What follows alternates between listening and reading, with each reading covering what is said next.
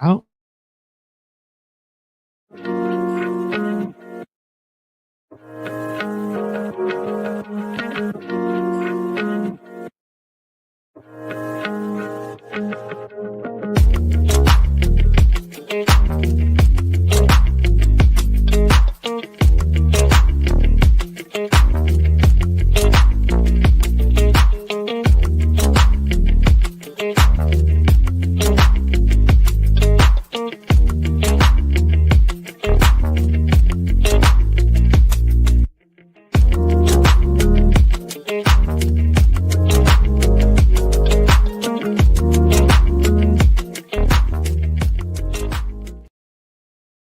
I do my own intros. I make my own intros. Oh, you made that? Yeah, I do all that there. love Like it. everything about any show that's on TDR, I do. Now, I ain't gonna lie to you. AI has been my best friend lately. I bet that's Okay. what everybody's saying. So I definitely use the mess out of it in regards to my programs, but you should. I'm a little afraid of it. Of what? Why? I don't know. It makes me feel very slow. Like no, see, that's the trick. It doesn't make you slow. It helps you not do the stuff you care about. Okay. You say you're working on a paper or something like that, right? Okay. You're presenting a proposal, right? Okay. You eventually got to go back. You got to double check it. You got to make sure this is good. You got to check for legal things like that. You can take that whole paper. You can upload it to one of your AI programs of your choice that you feel safe with. And you can literally say, hey, make sure that this meet all the legal qualifications. And if something is not right, tell me what needs to be fixed. Right. And they'll read it through it for you. It'll give you this. Well, according to Ordinance 735.27, you said this, but to stay in compliance, you need to do this. Mm-hmm. You didn't have time to go research all that, or just imagine the amount of time you would have took going back and forth and them rejecting you when it could have been something as simple as fix this line. I agree, but what if I do it and then I'm not learning anything? So I don't know what the legal ramifications are. So I'm just sticking it in there. Okay, so it tells you that, and then you can turn around and ask it, well, why do I have to change that? Then it'll give you an answer why you have to change it. But are you really learning, or are you just talking to a bot?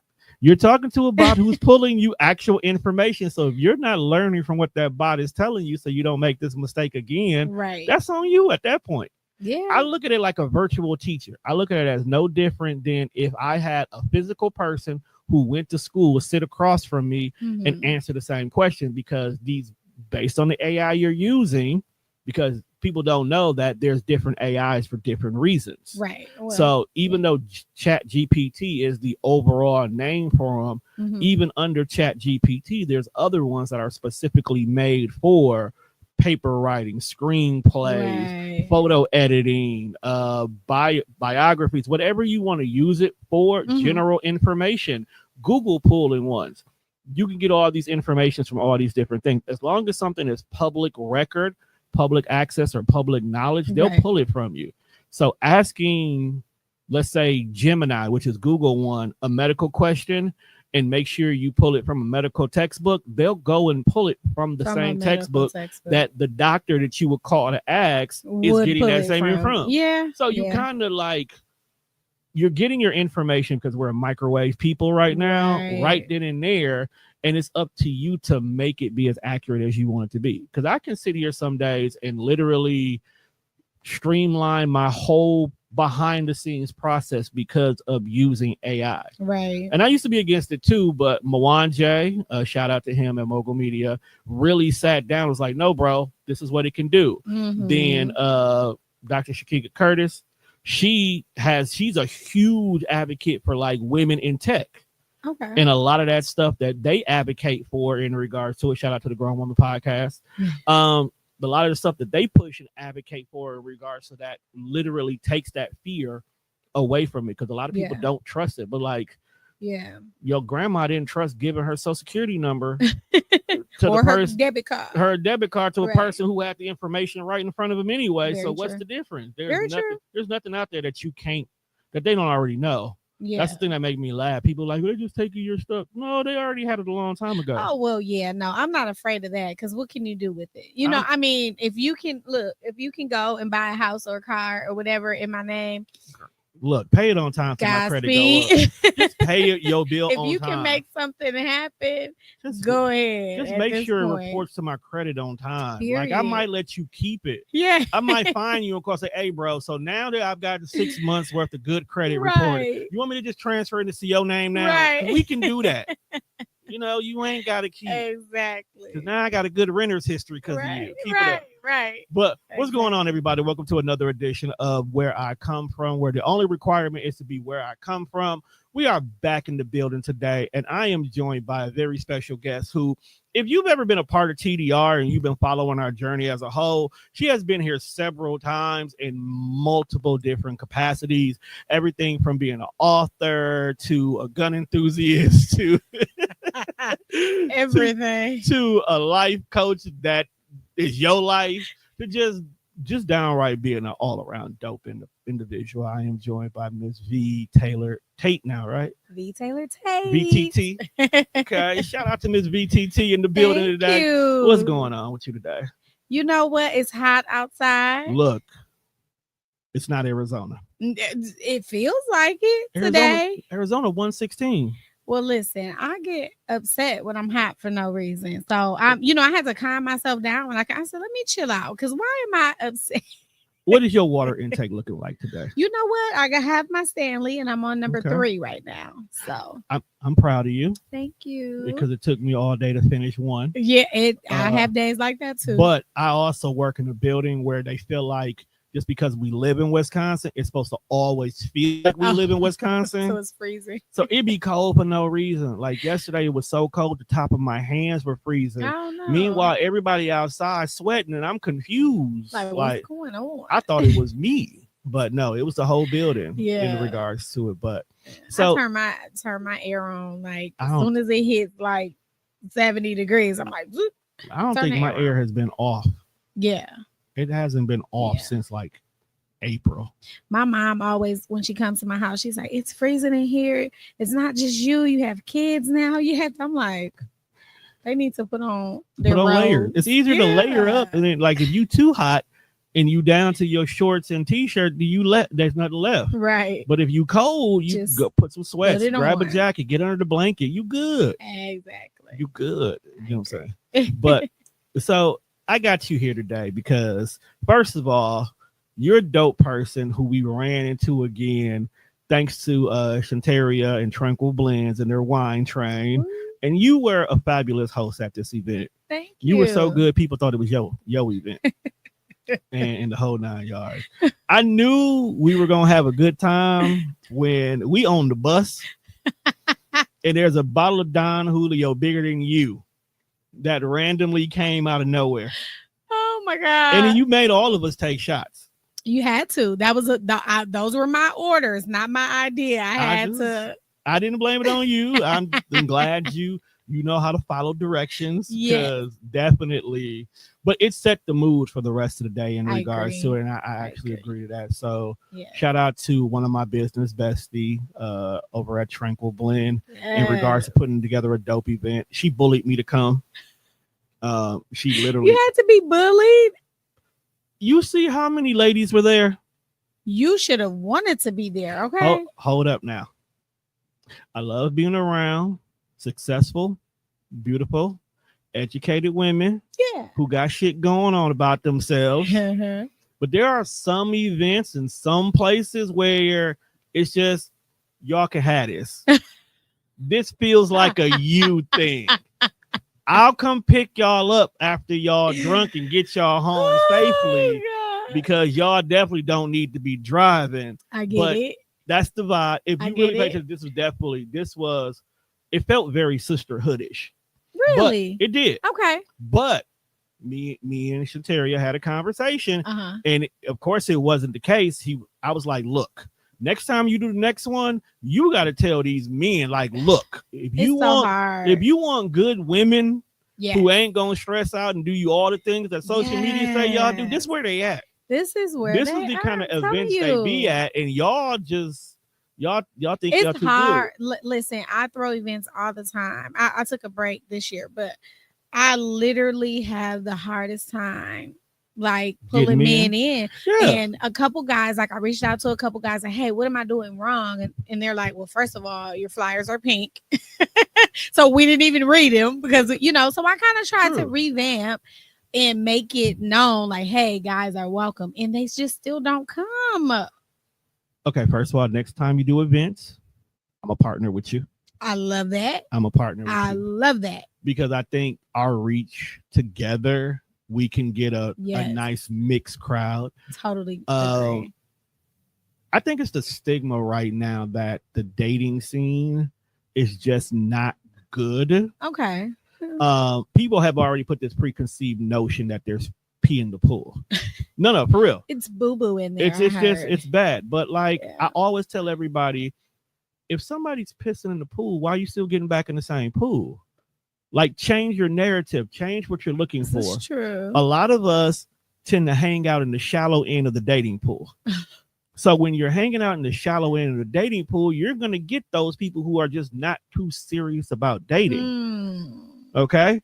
But a lot of y'all are too scared to go into the deep end of the pool where people who are honestly and genuinely ready to begin because you feel inadequate, that you can't meet these so-called true dating standards.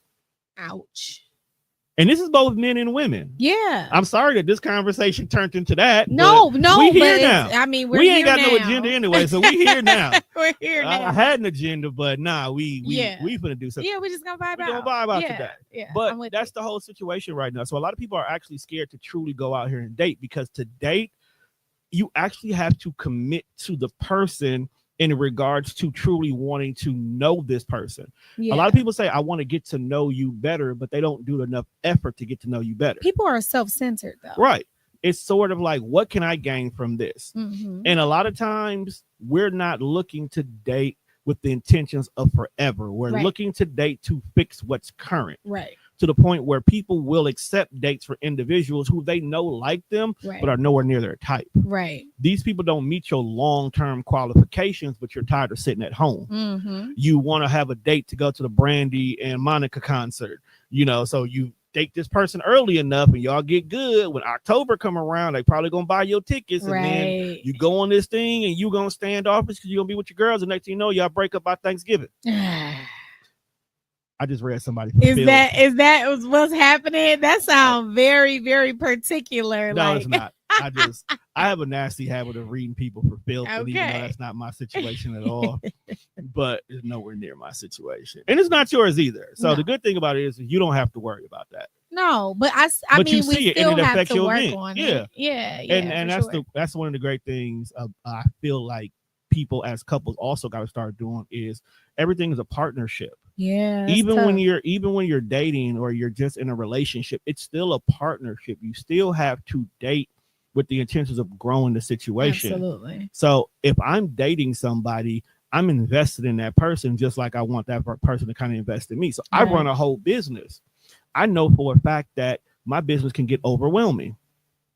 So if I'm dating you, you have to have an understanding that sometimes date night might consist of us doing something here together. Right. I have enough stuff that we can hookah, watch TV, order food, just have we don't have to be involved in our everyday life. But while I'm doing that, I might have some editing going on over there in the background. I love that. I might have to do a show that's recording in the other room, or hey, let's do our own podcast. It don't even have to be about us. We can just have regular conversations about whatever comes across your mind, and that builds our brand. Yeah. Because once you lock in on something other than what's in the bedroom, you're now building a real connection. Because in the bedroom, I can touch and squeeze anybody and get whatever I wanted out that situation. But if I'm going to put the effort into trying to find out what you like and help build what you're building, now I'm doing more than just touching you on the inside. Touch you on the inside. Touch you on the inside.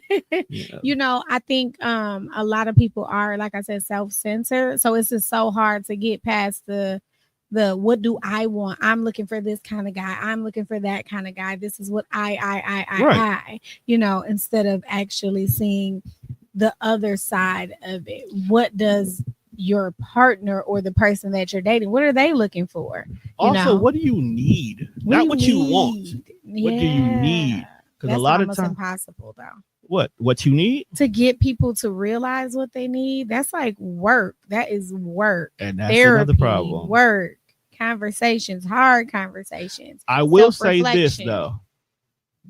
Today's society, ever since the pandemic, especially Black people, we are actually diving more into the therapy for category. Sure. We are doing more of the work. For sure. The shadow work, some people like to call it in regards to. There's a lot of woke crystal folks out here now, too. I noticed that. It's a thing. It's a lot thing. of crystally people. I got into the sage for a little bit. But I mean, I say whatever helps you get over whatever you're doing. Because I'm an advocacy for mental health. Like, I'm a huge advocacy for it. Yeah. Like, my little inner child was hurt for a long time because I just had issues. I just had to unpack. I had to unpack it, and as life went on, you start to unpack it, and I got to the point where I said to myself, I don't want to put my issues on somebody else. And I got kids, so I definitely don't want to put those traumas on them. So I had to unpack it, right? And to unpack that required me to have those uncomfortable conversations with those people who didn't want to hear it. You know, I had to have that uncomfortable conversation with my moms about my childhood. I had to have those private conversations about my dad after he died, because I didn't realize my dad not being in my life was a problem until my dad was no longer here. As I sat there at his funeral as his oldest son and listened to a bunch of people say all these great things about a stranger. Ouch. You see what I'm saying? Ouch. And it did him like, ouch. You barely knew him and you know more about him than me. You know? So it didn't hurt me. Like, I'm like, man, why don't you choose? It wasn't one of them situations. But it was one of those like, damn. It's like eye-opening. Right. Like, damn, I really don't know this man. And the crazy thing was, as time went on, there were things I learned on my own that was like, bro, me and him would have just had a conversation. Whatever fear he had about being an absentee dad, trying to rekindle things, I would have been like, bro, I get it. You were 20-year-olds with 2 kids by 2 different women. What were you supposed to do? You know? Hell, I was 32 with 2 kids by the same woman, and I was freaking the hell out. Had a hard time. Like, I was having a hard time. And I'm married to that woman at that time. So it was like, I'm freaking out my damn self. So I get it, bro. Like, just come on over here, bro. Have a burger. Come on. You know? But that was just like, that's the thing. And I think a lot of people will not have those conversations. It's too hard. It's too uncomfortable. It's too tough. Most people don't want to have those conversations. So let me ask you a question, because you're married now with the blended family at that. When did you say, okay, this is my person? You know what? So my husband is the exact opposite of me, right? I have a feeling of that too. He's tall, dark, and quiet. Everybody's taller than me, but he's actually like a tall guy. So he's tall, dark, and quiet. Total opposite of me, right? In the very first, so I knew him just through like family. And he's a little bit younger than me. I'm a cougar. He's I think like 3 years. She's not old at all. I think he's 3. I want to say 3 or 4 years younger than me. So you know, there was a point in time when I knew him that I had no eyes for him at all. You know, when I was in my 20s, he was still in his 20s, but I just didn't have eyes for him. And then I saw him as an adult out and about, and I was instantly just like, who's this mysterious character? And it was like, mysterious is wild. No, seriously. No, I hear you. It hit me. It's the truth. So I was intrigued just by him and his person. So I'm not gonna say I knew right away that he was just the one, but I'm very rarely just like, oh my God, who's this? You know, because I'm like a cat in glitter. I'm just like, oh, you know, lights. Right. I want to talk. I'm seeing everybody, you know. And then he just had this calm about him that I was so attracted to. So I didn't know right away, but I was attracted right away and intrigued right away by him. And I kind of just had to see what I was about. Okay. So since he's your exact opposite and you are a ball of joy 97% I'm of the so time. mean. That's so funny that people think that. No, you're very energetic, you're very outgoing. There is definitely a persona of you that turns on when you're in front of everybody. For sure. How does the fact that you two are very opposite help you manage all of that?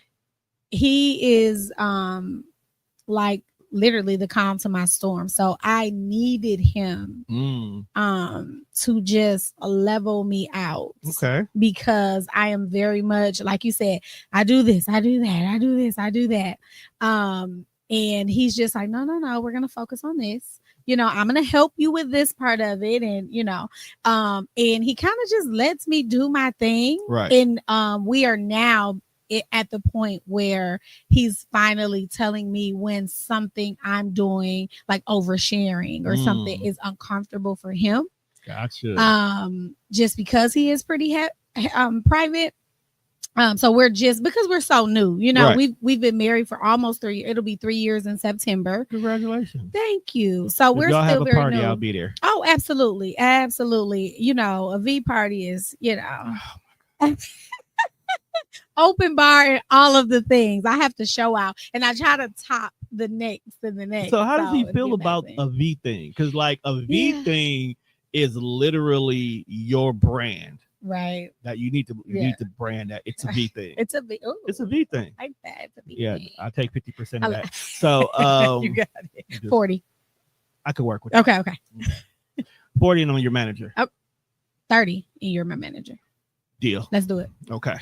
You like my 4th client just off of doing that. I love it. Let's do it. But no, it's a V thing coming soon. Yeah. I'm gonna put that on the shirt tomorrow too. Oh, I love that. I love it. Okay. It's happening. You want it in cursive writing? Whatever you see, whatever you think as a manager. I got you. Okay. No, for real, we're gonna do this. No, I'm serious.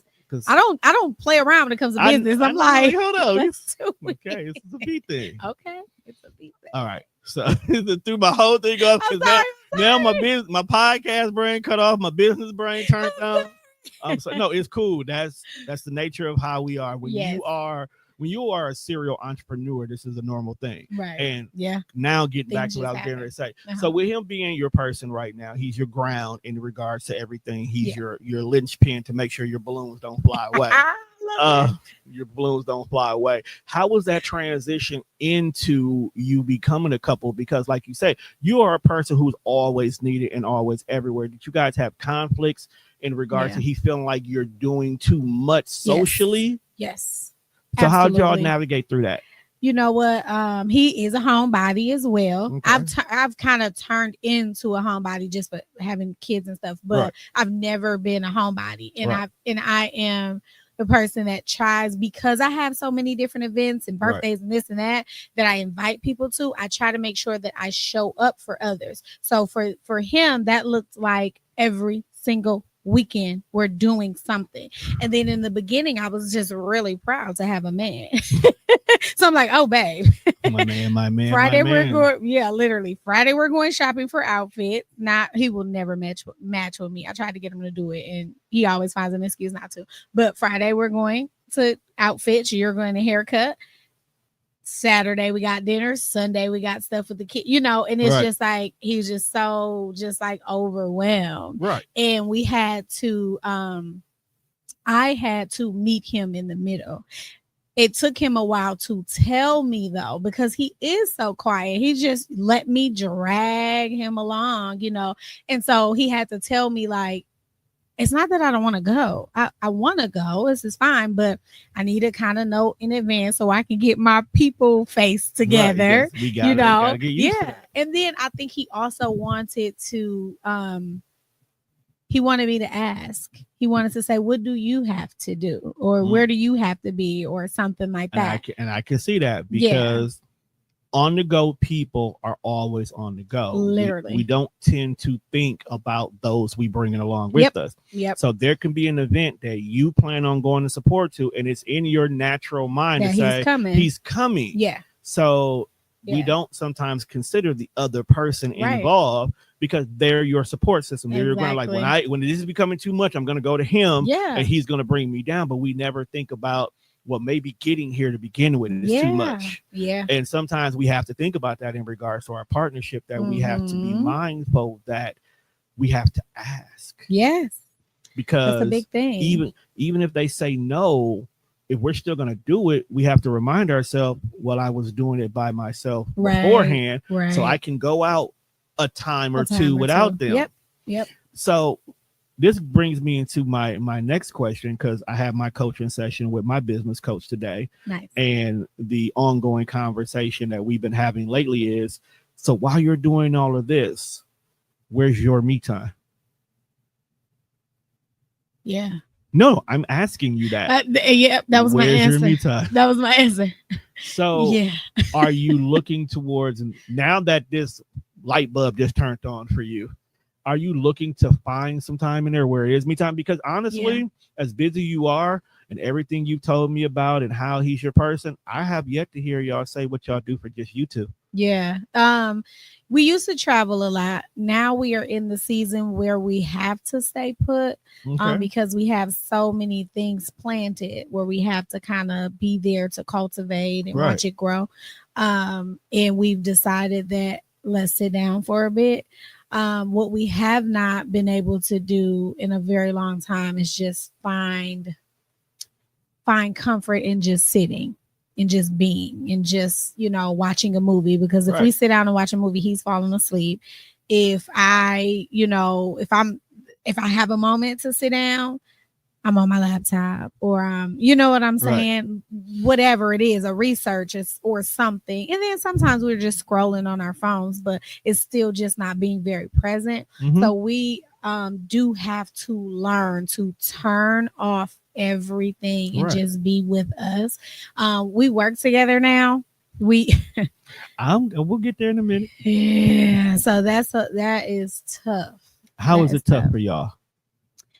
So we're I guess the easiest part is because we're not necessarily in each other's faces, because we do like the group home business. We're everywhere in the city in different places, but we're in constant communication about business. And I think I literally just realized, because we're in a more like settled space where we're not doing extra things outside of work, I just realized that, like, I went through our text messages. We were arguing, and I went through our text messages, and everything that I was saying to him was either an order for him to do something, to bring something, to don't forget this. It was never good morning, baby, I miss you. How are you?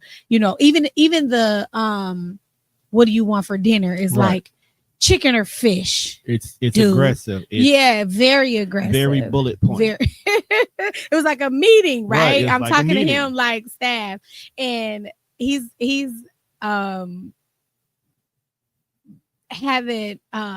didn't say anything about it, but I had to realize it, and I talked to my therapist about it, and she was like, okay, that's something that you definitely have to work on, like, and he takes it. He's just like, come on, and now that I'm stepping into some of his roles, like we're kind of like mixing it, and I'm doing some of the things that he can't do right now, I feel so bad that I've been so like tough on him. But the thing about, and I am so glad that you're having that self-actualization about it, because a lot of people, both men and women, never get to that point, or they never outwardly say it, that like, you know what, I was a horrible person in these moments. And I never looked at it like that, because we don't look, like I said, we don't take the time to look at things from the other person's perspective, because we're only concerned about us and our feelings in those moments. And when we do look back at those moments, sometimes it may be too late to correct it. And that's not always a good thing, but and some of the things you say, well, all of the you can't take it back. You can't take it back. And the good thing about you two is, like you said, because he's so different, he probably is absorbing it and he's internalizing it, and he's just looking at it as, well, she's just having these days and these moments and these situations. But it takes for you to correct the things. I agree. And I'm glad that you noticed that, that you are doing that. Because I dealt with people. Me a little money to get it from the therapist, but I mean, look, it'll make the long term even better. No, honestly, it makes the long term even better if you can catch it early. Yes. It's one thing to be in a relationship and then now you're realizing you're doing it at this point in time. The crack is too big to seal up. Right. To the point where you just got to throw the whole relationship away. Right. And then maybe hopefully y'all can come back together later. Right. Or you can be like, look, I was wrong. I was horrible. Yep. I get it. Yep. Because I remember, I'll give you an example. I used to be an upper bound at UWM. Okay. The greatest thing that I ever did as a teenage kid, because I was the man. Okay? I was the man in these streets. I love it. And one day, when I was going to UWM for summer school as an adult, I happened to see a gang of kids come by, and I'm only in my 20s. YNs or kids? Kids. They're kids. They're high schoolers. Okay. They're high schoolers. Okay. I'm trying to think, why would a YN be at UWM? You know what? I won't put for cars. I don't know. If you got a car at UWM, you doing it big. You doing something. Everybody was on the bus at UW. I don't know what's wrong with you. But it was a bunch of kids, and they were definitely high schoolers enjoying their summer like that. But they were a lot. Like, I'm not even in that class and I'm drained, just feeling that energy coming out of it. Yeah. So on my way going past, I go past the office of, the upper bound, and my old counselor is still there because I'm still young at the time. Right. Yeah. And he was like, we sitting there, we chopping it up. He's trying to see how life is in regards to me. And the first thing I lean over and say to him was like, hey, if I was like that, I apologize. I am so sorry. Right. That is a lot to deal with. You have to deal with that every single day. And they are, oh my God.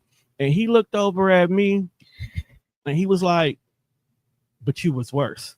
Oh, I was like, bro, you didn't have to stab me. Like, how was I? Like, I'm really sitting here asking, like, how was I worse? And he read me for filth. Okay. He read me for filth. And that humbled me that day because I had to sit back and realize, like, yo, you're not the great person that you think you are. Yeah. Until you hear it from somebody else. If that person doesn't say you're the greatest thing that ever happened to me, don't think you are. Ooh. Always think that there's something that needs to be improved in regards to it. And I know that's the uncomfortable conversation that you need to have with yourself. Until they can tell that there's always something that needs to improve, including I'm saying that even for me, because I'm a very abrasive communicator at times. Okay. Like if I'm in focus mode or in business mode, I'm very bullet pointed. And sometimes that ain't gonna cut off because in a relationship, it's like, who are you talking to? Right. And then and I had to learn dealing with my person. I had to realize we both have triggers. And our triggers are not the same triggers. Right. So I can have a conversation with her and the way I said something may trigger her. And then the way she responds to it, even though I'm explaining to her, this is why it was done. This is what it is. It's how it is. Right. She'll say something that can trigger me. Now, at that point in time, our maturity, both of our maturity has gone out the door because we're both being triggered and we're not ready to come down from it because we've gotten to the point where neither one of us are listening to each other. Right. Yeah. No, I'm trying to win. I'm just trying to win. Right. So one of us has to be mature enough in that point in time to be like, you know what? You got it, boss. And when I tell you there were days where it got escalated. Like we're talking 2 hours worth of us still going back and forth. And when I tell you, I can't even tell you how we even got there. And I guarantee you, but now it was a simple. Now it's like, you know what? I apologize for making you feel that way. This is what it was. Okay, we still gonna go with that. You know what? Let's just go ahead and let's end this conversation. Because neither one of us is in the right space for it to go to continue. And we'll end the conversation. We'll go about our day, night, evening, whatever it is. We'll come back the next day. It's smooth sailing. We're back to business. Okay. We're back to conversation. We're back to normal. We're back to But see, I would have to bring it back up because, like I said yesterday, and that's where the level of maturity for everybody got to come into place at. Because I'm sometimes, working on it. and I know you are, because I know a lot of us are. But sometimes we have to get to the place where, is this really worth still going over? No, If you've it's already never worth it. if you conveyed in the beginning how you felt about a situation, and that person received it. You know that person received it. Right. We're done. Yeah. And that's how I think. But for some people, it doesn't stop like that. So you have to be mindful of saying, you know what? For you, it's not done. All right. What do you need to convey there? Ooh, what else do you need to get off? Okay. What else about it do you need to make sure that I understand? Oh. Because sometimes just letting the person get it off, say, and try not to take it personal. You know what my husband does? What does he do? Because I'm a talker and he's not naturally. And it drives me crazy and I'm working on it. But when I'm talking and I'm telling him just what, I just gotta get it. I got my bullet points. You know what? You're right. Sorry about that. It drives me nuts. I can't take it because I spent all day stewing about what I was going to say to you when you walked in this door. And now it's just like, and he expects the conversation to stop. I don't know if he expects it to stop, but I got to keep going with it because I'm like, no, do you really get it? And he'll say, I understand. I see what you're saying. Yeah, I get it. You were right. I shouldn't have done that. I shouldn't have said that. You know what was wrong. But you know what just happened there? He took accountability and you were not ready for it. No, because I wanted to argue a little bit. And we get that. But that's the whole thing. As men, we'll take accountability for it. We'll take responsibility for parts of it that ain't even our fault. Yeah. But if it can get us back to a peaceful place, fuck it. What's more important? But I don't want you just to agree with me. I want you to understand. But we do. See, here's the thing. Sometimes, because he sounds like I can be at times. Okay. We've already actualized it. The minute you told us that this is a problem, we've already figured out where we fucked up at. Yeah. We've already come to a conclusion of what we need to do to avoid this from happening next time. And probably what we need to do to make sure that you're happy the next time too. Yeah. And it's not because we don't care, because we do care. We're not going to dwell on the details. Yeah. Because at the end of the day, we know this wasn't done. This needs to be done in this way. Yeah. This is the reason why you want it done that way. Yeah. Cool. Yeah. Never should be an issue again. And if it is an issue again, I guarantee you it's because something else happened and we didn't get to that part. Back to that. Yeah. We got back to it. But y'all want every feeling of the spectrum to be felt in that moment. You want us to actually sit there and feel sorry for getting you to this point. Yes, thank you. I want you to feel sorry. I want you to feel and look sorry. But we're not going to do that if it's not too trivial. Like if we know that this problem needs to be fixed, we will fix that problem. We're not going to dwell in it because there's other things that we got more time to be dwelling in. Your birthday's coming up. We got to worry more about the birthday and making sure it's a V thing. Right. It's a thing going on at the time. Right. We're not going to worry about the fact that you got upset that I forgot to grab the garbage this morning. The house didn't stink because it was out in the garage instead of being in the house. I just forgot to take it to the can. I got you. Sound like you're in my house right now. Sound like you're in my house. Got you.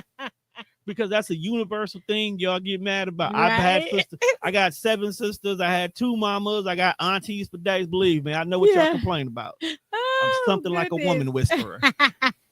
That's gonna be my relationship podcast. Woman whisperer. Oh no, that sounds too much like Kevin Samuels to me. See, the thing about it is I'm whispering to y'all. Okay. I'm working with y'all, not against y'all. Okay. Like, you know what, men? We just got to talk quietly to them. Welcome to the Woman Whisperer Show. It is Mr. Tone Deaf, where I'm going to guide you to how to survive a conversation. Today, I have Jeff from Georgia on the line. Jeff, what's your problem? Oh, she's complaining about that. This is what you do, Jeff. You talk softly and say, I'm sorry. I'll make sure it won't happen again. You see how that show is? No. Nope. Yeah. Because what you whispering for? Why you being sneaky? We're not being sneaky because we don't want you to know that we know. We don't want you to know that we know that literally if we bring the calm, one, you eventually gonna calm down too. Because you're gonna be like, why am I yelling? He's not even yelling. Isn't this serious to be yelling like this? I agree. And then you'll bring it down. And then now that you calm, and then you short. You here. Okay. Like a little chihuahua. I'm gonna give you a little cheat code. And he's probably done this once or twice. Oh, Lord. After you all riled up, you angry, you take your hand, he'll be like, I'm sorry. I know how you feel. I understand. It won't happen again. And he'll kiss you on your forehead. Yes. And then I'm cool. See? Cheat code. And then I'm cool. I'm like, you're right, husband. Because there's no reason. You've already chose him. So what are you fighting him for? I know. I don't know. Keep it spicy. Exactly. We're not going to complain about it. He probably tell his guys, like, man, I'm tired of her, but I ain't going nowhere. Right. I ain't going nowhere. Going nowhere. I tell him all the time, I'm like, I am so sorry for calling you all the time, but he's not a big texter. And I call, I'm not caring like exactly what you're doing, but I be forgetting stuff. And I feel like it's really important that I call back. You sound like okay. So listen. I forgot to say this. And then, did you see my meme? I sent you a meme. Did you get it? Because you ain't like it. You sound like my person. Because when is she a Capricorn? No. Okay. What's her sign? Libra? Yeah. My baby is a Libra. She is so. She's spicy. She's spicy. And and it is what it is. Yeah. Libras are tough. You know what the crazy part is? I'm surrounded by them. Last Libra season is when I realized how many Libras are around me. Yeah. Like it was like 3 of them's birthday in like a whole week. So we were on Water Street for like 3 days in a row. And when I tell you, they were just everywhere like little cockroaches. Like, why are you you're a Libra? Like, God damn. Yeah. You know, it makes sense you a Libra. Like, just literally that's what it was. Like for a whole week, it was just everybody. And I'm like, why has my God forsaken me? Like, I did. It was. I love how independent and just like bossy, not bossy in that bossy. way, but just like boss. Like no, they're bossy. Yeah, all of them. Every last one of them are bossy. Yeah, but I do love most of the ones that I deal with.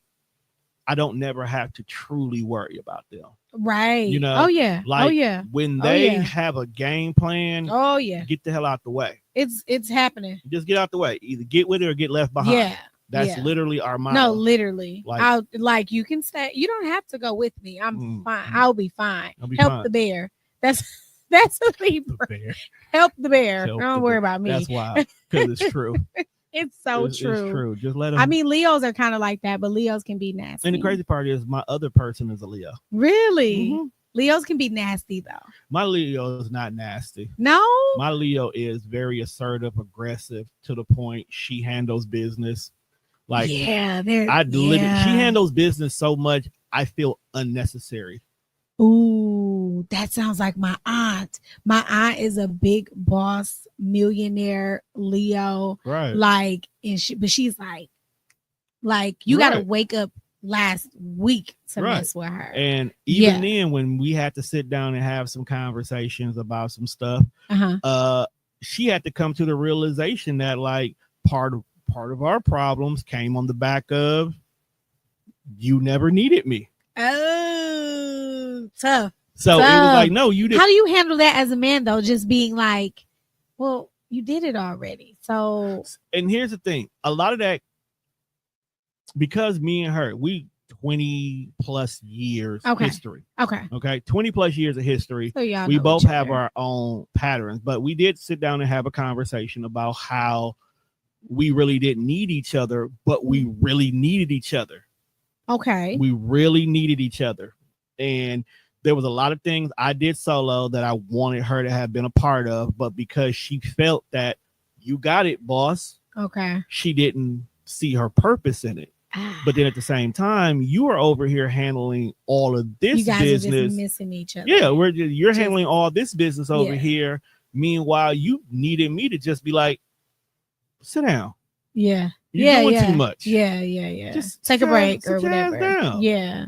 Let me rub your feet or something. Right. Yeah. And it didn't, we didn't. So when the crack was too big to be sealed up, we just created 2 different rocks. And now it's a beautiful display because we're great partners. Love it. Definitely when it comes to the girls. Okay. Like when it comes to my girls, phenomenal. Kids, whole 9 yards. It's like a real partnership. Yeah, it's like a real partnership. Like It's a real partnership in regards to it. And now we're fixing the inner children in us. Okay. So now we're looking at each other's situation with like, oh, my bad. I didn't know. You got different eyes. Yeah, no, we got different eyes. So it's like now the parent eyes looking at the other person is like, oh, damn, you really got okay. I feel you. You know what? That's beautiful. I got you. The realization of it all. I got you. You know what? Cool. September, I got you. I'll be there. I got you. Love that. And that's the kind of way we are. So going back to our conversations and whatnot, and him being your support system and you being like, how do y'all handle, like, I know how y'all handle arguments, but how do y'all handle like that shift that you have to do? Because you got kids already, right? No, he has twin boys. They're 12. And then we had Nola, my baby. She's 2, about to be 3 together. Right. Because I know you got 3. You always say you got 3 all together. So I didn't know if some came before. No. How did you? That's the whole. Those are 2 kids that you had to bring in. Yeah. That wasn't even there at first. I was a city auntie. I was literally hot girl. You give rich auntie vibes. So much. You give rich auntie vibes. That was my thing for a very long time. I'm the auntie that would take the kids somewhere and they would come back with a bunch of stuff and it's just like, why would you do that? I'm that auntie. I'm the auntie that would get all the kids and now they having a candy party, and you send them home hot to fall sugar. Yeah, literally. And it's just like, go home now. Okay, y'all get them a nurse, call your mama. Right. or I pull up, drop them off, and I don't care if nobody home or not. That's wild. That was me. Don't be dropping my babies off at the crib by themselves. They gonna call me anyway. They're gonna be like, Daddy, Auntie V just left. Where are you at? We at home. Look, especially if it's family, I got your location. She around the corner. Bye. I was like, get the key under the back door mat. Literally, because you know me. So leave the key because you know who they're with. You know what? Here, let me just let you in. Like, turn the alarm off.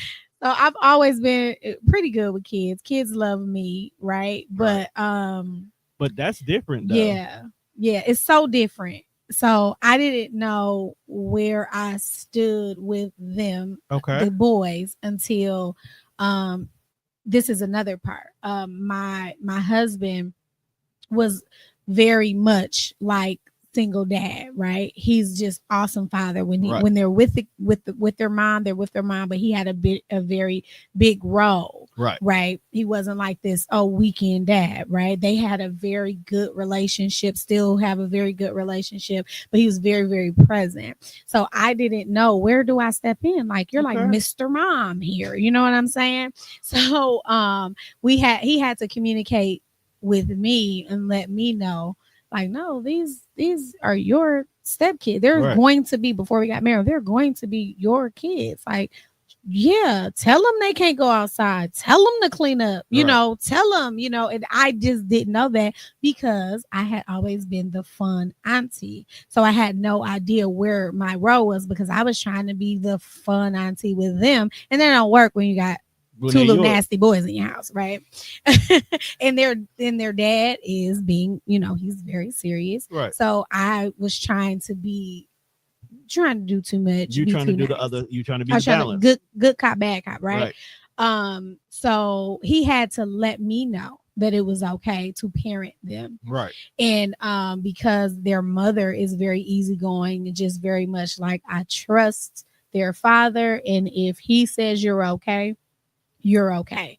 You know, I don't know if she C-capped me first or something, but you know, She it was did. very, I'm sure she did. I'm sure she did. But you know, it was very much like, but you're also known, so it's not like she had to. I'm sure she researched, right. So she probably was like, oh, okay, this is, and then we kind of know some of the same people and all this stuff. So we've never, ever had a problem. So that made it really easy. That's what I'm gonna say. Yeah, we've never had an issue. So this came up on my timeline one time. I'm gonna ask you this. Okay. So one of the worst green flags dating for a woman is a good dad.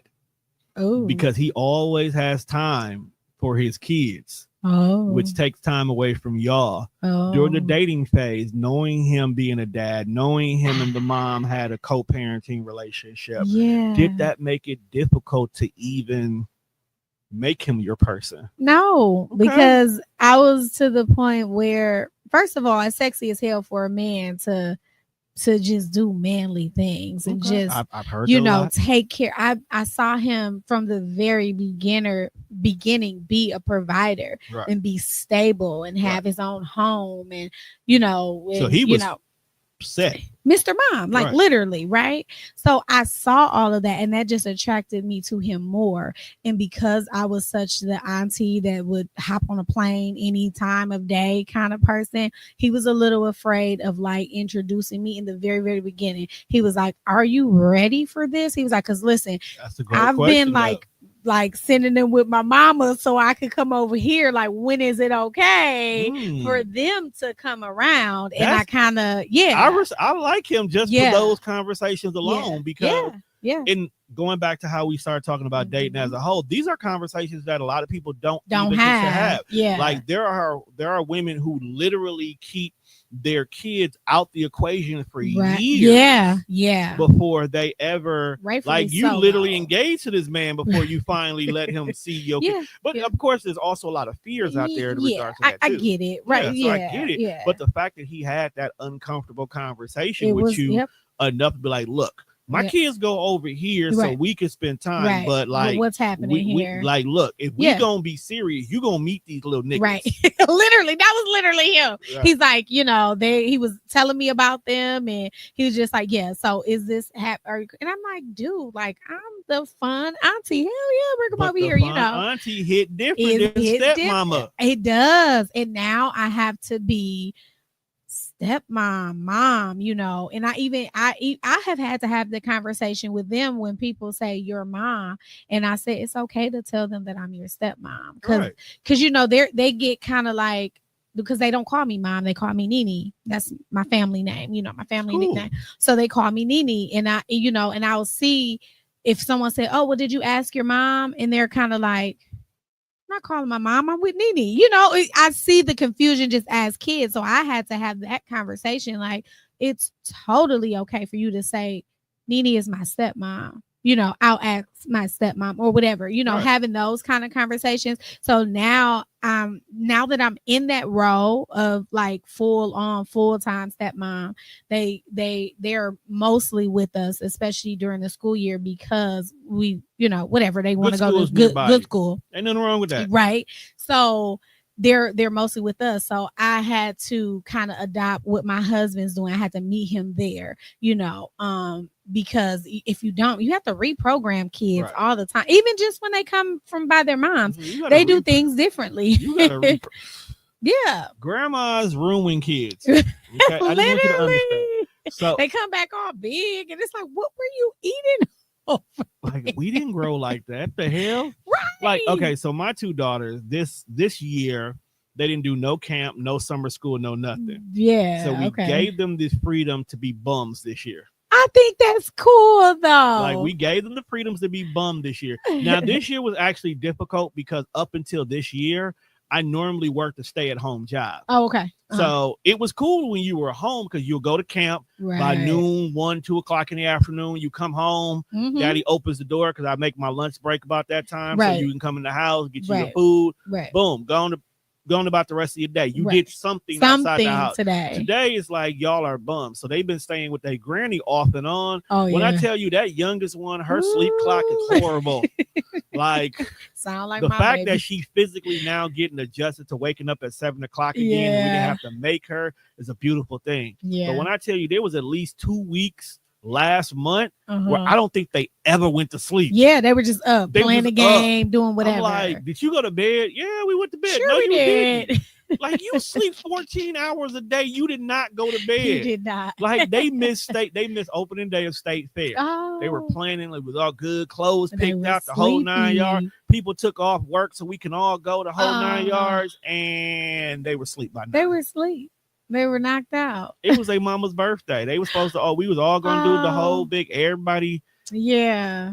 They was asleep. Their mama wasn't complaining because she took her ass to sleep too. Right. She was cool. Look, I'm cool. She like, do your thing, do your stuff. I deal with their hair when I wake up. She went to sleep. I went to where I had to go, and it was a beautiful thing. We regrouped the next day. I love because we have such busy schedules. You know what I'm talking about. Yeah. I love when you get those times to just be like, you know what? No, I'm not gonna do that. And today. I think that's part of the reason why I had to get there. Yeah, I had to get there. My coach literally, the very first time we sat down, he was like, "What do you need?" I need everything. My life is in shambles. I need everything. Like, it was supposed to be a 1 hour meeting. We went an hour 45, just unpacking how disorganized I was. And she like, look, A, B, C, D. Next time we meet, I literally do not do anything Sunday mornings before noon. And when I tell you, I had to start putting boundaries even on my friends. Okay. Because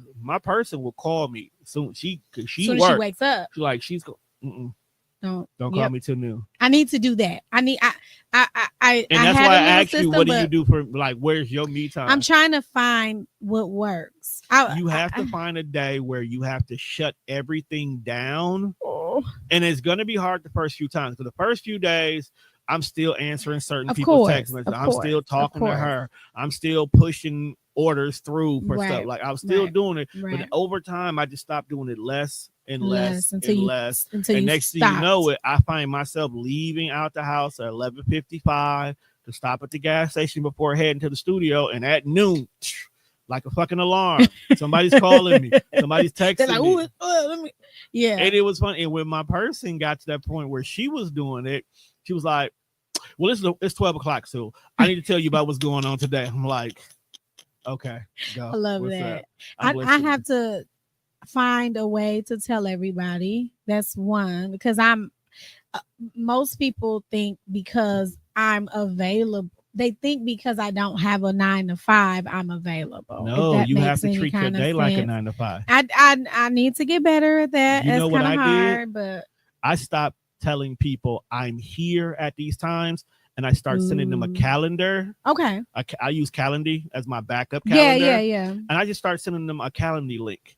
Pick and choose what time you want. Right. So, and then I purposely block my calendar off that you can't book nothing before 5.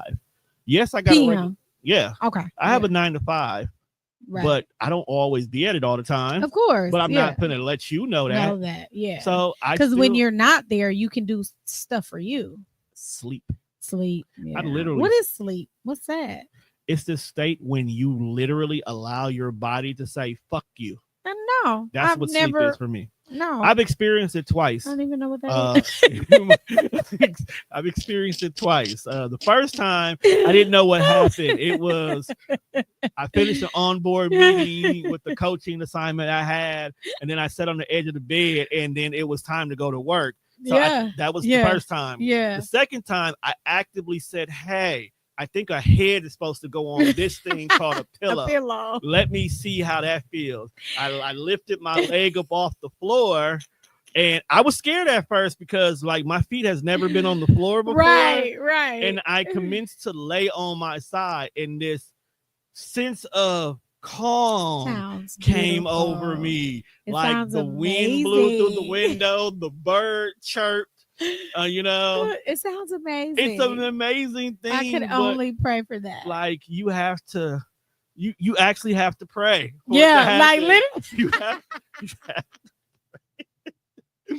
no, literally, you have to pray for. But no, what, like, one of the things I end up teaching myself was I had to make a calendar because what I was doing was I was making myself available. Right. And I started noticing, even though I'm available for everybody, everybody doesn't need me all the time. So I started making calendars and allowing them to pick the time that they need me. Okay. And then I started noticing there would be certain days and times where people are not looking for me during that time. Okay. And I gave that back to myself. I used to keep Saturdays and Sundays open for studio recording, and people would come in, they'll book, and I'll be here. And I started noticing like maybe only 2 people will record on a Saturday. One will record early, and everything will record late in the afternoon. And they are. It's the summertime. Right. So I'm like, I'm taking my Saturday back. Hey, I got some things going on here. Is it cool to move you to Sunday? It was like, well, what time you got on Sunday? Well, you normally book at 4. 4 is open on Sundays. Okay. Yeah. Now you have your Saturday back I got for you. Got my whole Saturday back for me. And then the first time I got it back, I'm sitting here like I went over by where my daughters were. Hey, what you doing? What's going on? What are you doing here? You're never here. What's going on? Right. I'm gonna watch cartoons. Can I watch it with you? This is weird. I don't want to watch TV, which is like, damn. Fine. Like, well, I was just trying to be cool, Dad. Right, Golly. I just want to see what you do during the daytime. Right. Oh, Excuse Lord. me. I have to do that. I have to set some boundaries. You do. And, take some time for myself. Because if I'm gonna manage you're gonna have boundaries. Yeah. I need them. I'm gonna take your phone and reroute it to a different number at a certain time. Oh. Because one of the things I also did, and it's funny because I'm loving it. So I got this application that I just got that I've been playing around with. And one of the features I found out was there's a phone. I can buy a phone number. Okay. And with the phone number, I attached an AI robot to it. Okay. My mom has been sending me something like so that she wants me to do. So I'm going to go back. We're going back to that original conversation that started. AI. I attached the AI robot to it. And it's my virtual assistant. Nice. So after a certain time, you get the AI robot. Hey, you've reached the phone of Antonio Lucky. What can I help you with today? What do you need? You know what? Leave me your number. Her. Like, leave me your number. What's the email address? What's your concern? I'll make sure one of our consultants gets back to you. Okay. Good night. And then it send me a message. Hey, V called you. She wants to know, can you do the event on the 26th? Right. Close my phone. 5, 6 o'clock rolls around. Hey, I just got your message from earlier. That's Family and Friends Day, right? I ain't gonna be there. All right, cool. Right, and that's just that. And I didn't get my day. I'm not saying that you would have interrupted my day, right? But no, I get that boundary I there. Need that. I need that just so look bad. into it.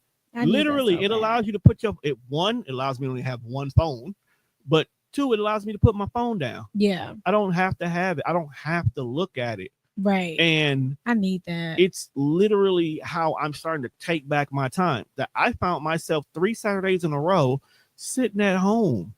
Oh, it felt like, good, didn't it? I don't know my house anymore. I looked at like, I don't like it here. I'm gonna go buy a new house. I love it. I don't like it here. Buy a new house. Get over it. I'm gonna buy a new house. Oh my God, I'm still in an apartment. What's going on here? You know what? And it's not because it's like you're home, you're looking to see. Yeah. Like this place still has crown molding. What the hell? You're like, what is going on? Because you're never there, so you don't notice. Yeah. You're never there and you're never present. Right. And my daughters are 12 and my youngest, she'll turn 10 in November. Okay. So they're at that age where they're doing their own things. Okay. But they're still daddy's little girls. On you. Yeah, they're still daddy's little girls in regards to it. So taking back the time and stuff like that is allowing me to do the dad things. Because it's one thing to be an absent dad who's just not there, but it's another thing to be a missing dad. Ooh. Because a missing dad, you're physically every single day showing your kid you're choosing something else over them. Oh my God, am I a missing mom? You only got one kid. But I am like, when you are present, are you active with them? I try to be. I really, really try to be. Like I have. When was the last time you took them on something that both of you guys decided together? Not saying, okay, I'm going to take you to Sky Zone because this is where kids go, but you say, hey, what do you guys want? What do y'all want to do today? I kind of talk to the boys about what they want to do all the boys time. are different. Yeah. Well, like Nola, she's 2, so she's you just can like, she'll be like, I want to go to Coco Melon. Then you go to Coco Melon. Then you go to well, Coco she Melon. did say today that she wanted to go to the beach, and I said that I was going to take her Saturday because one of my events got canceled. So I'm going to do that with my baby because she will remember you taking her to the beach because you two planned that. For sure. So that's the difference. Yeah. So with my girls, I'll be like, come on, let's go to the park. And yeah, they'll love to go to the park, but going to the park is going to the park. Right. But if I say, hey, what do you guys I'm not going nowhere today. What y'all want to do today? Right. I'm going to go to the mall. The hell? The mall is not free. Yes, it is. For you, not me. Fine. Come on, let's go to the mall. Girls always want to go to the mall. Yeah. And then we go to the mall. And the fact that y'all go in there, y'all go to Claire's, so they're going to go out of business soon anyway. Yeah. So go get you something from Claire. Right. They're going to go out of business? No. Yeah. Just go shop at Claire's. Have a meltdown. Right. So you had those things, and it's like, then Monday they come back to school. What you do this weekend? Well, my daddy took to the mall, and we did this, and we did that. And it's like, excited about it. Different than we went to the park this weekend. Right. Because eventually the 12-year-old is not going to want to go to the park. I know it's coming. And it's funny because we used to have this little thing where we go to hidden parks. That's what we call it. Okay. So we like live cool on parks. We live on the south side. So we drive around, and if you live on the south side, there's a lot of hidden gems throughout the city. Okay. So our thing after school was go find hidden parks. Okay. So we'll drive in places. It was like, ooh, I was coming home from work one day and I didn't feel like taking the main road, and I went this way. Yeah. And I found the park on 62nd and Insert Street here because I want niggas to know where I live. I found one on 62nd Street. Right. Oh, for real? And they're excited to go find this. Yeah, because it's something that you guys do together. Right. It feels like this is a fun place that nobody knows about it. But even though there's tons of kids still there, but nobody knows about it but us. And then their mom will call and be like, well, where y'all at? They need to hurry up and get home because they got school. We're at Hidden Park.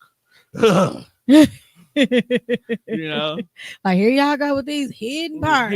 Right. So that's really cool. And that's our thing. Like making traditions and just having like fun things that's just for you guys, just for us. And that's the thing as parents. When we're busy, we got to make those moments. We got to make those moments because I can literally get up, go to work, be here, come home, go to sleep, repeat the cycle, and not see my kids, not go by their moms, or not go by their grannies, go by. I can literally not interact with the whole world and do that for a whole month, and not feel like I did anything wrong. Yeah, which is one thing I love about my person is she's an outside person. Okay, so she's like you. Yeah, she's out, she's there, her face is in places and spaces, and she'll be like, "Come on, I want you to come with me." Okay. Or no, we got to do this weekend, or we're going here, or this event is coming up, and you need to be there. And I'm like him at times. I'd be like, oh, okay, I got some edits to do. No, you don't. Them edits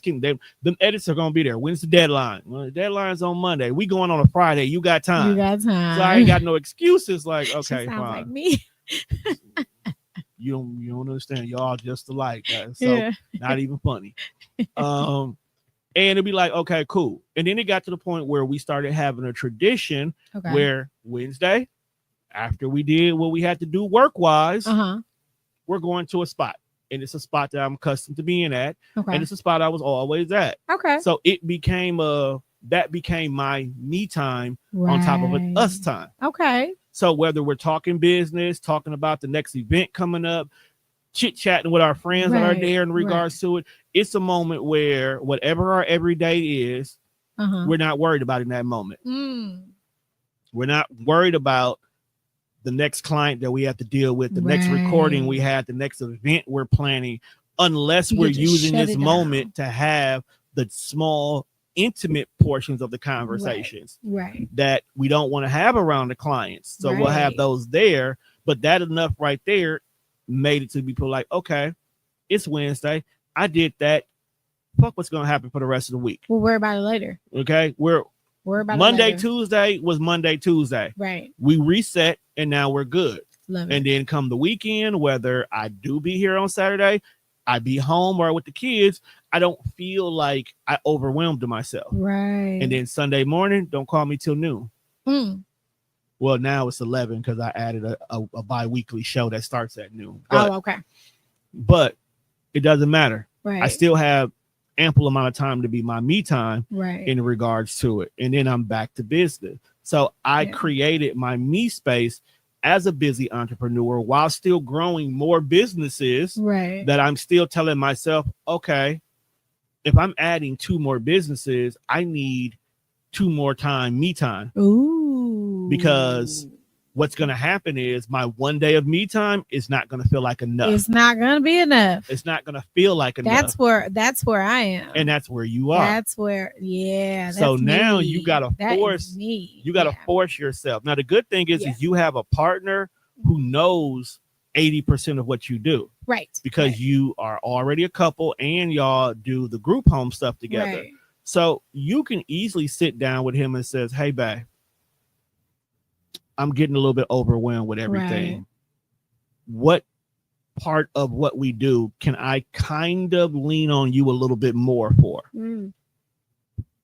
Allow that person to choose what load they can take off of you, because this is your person. Because you'll do the same thing if he came to you. Right. Especially with him being a quiet person. If he came to you and said, I need you, it's major. I'm taking it. And you're taking it. So is. allow, as a busy person, allow him to do the same thing for you. And it could just be a simple conversation. It's like, I need a break.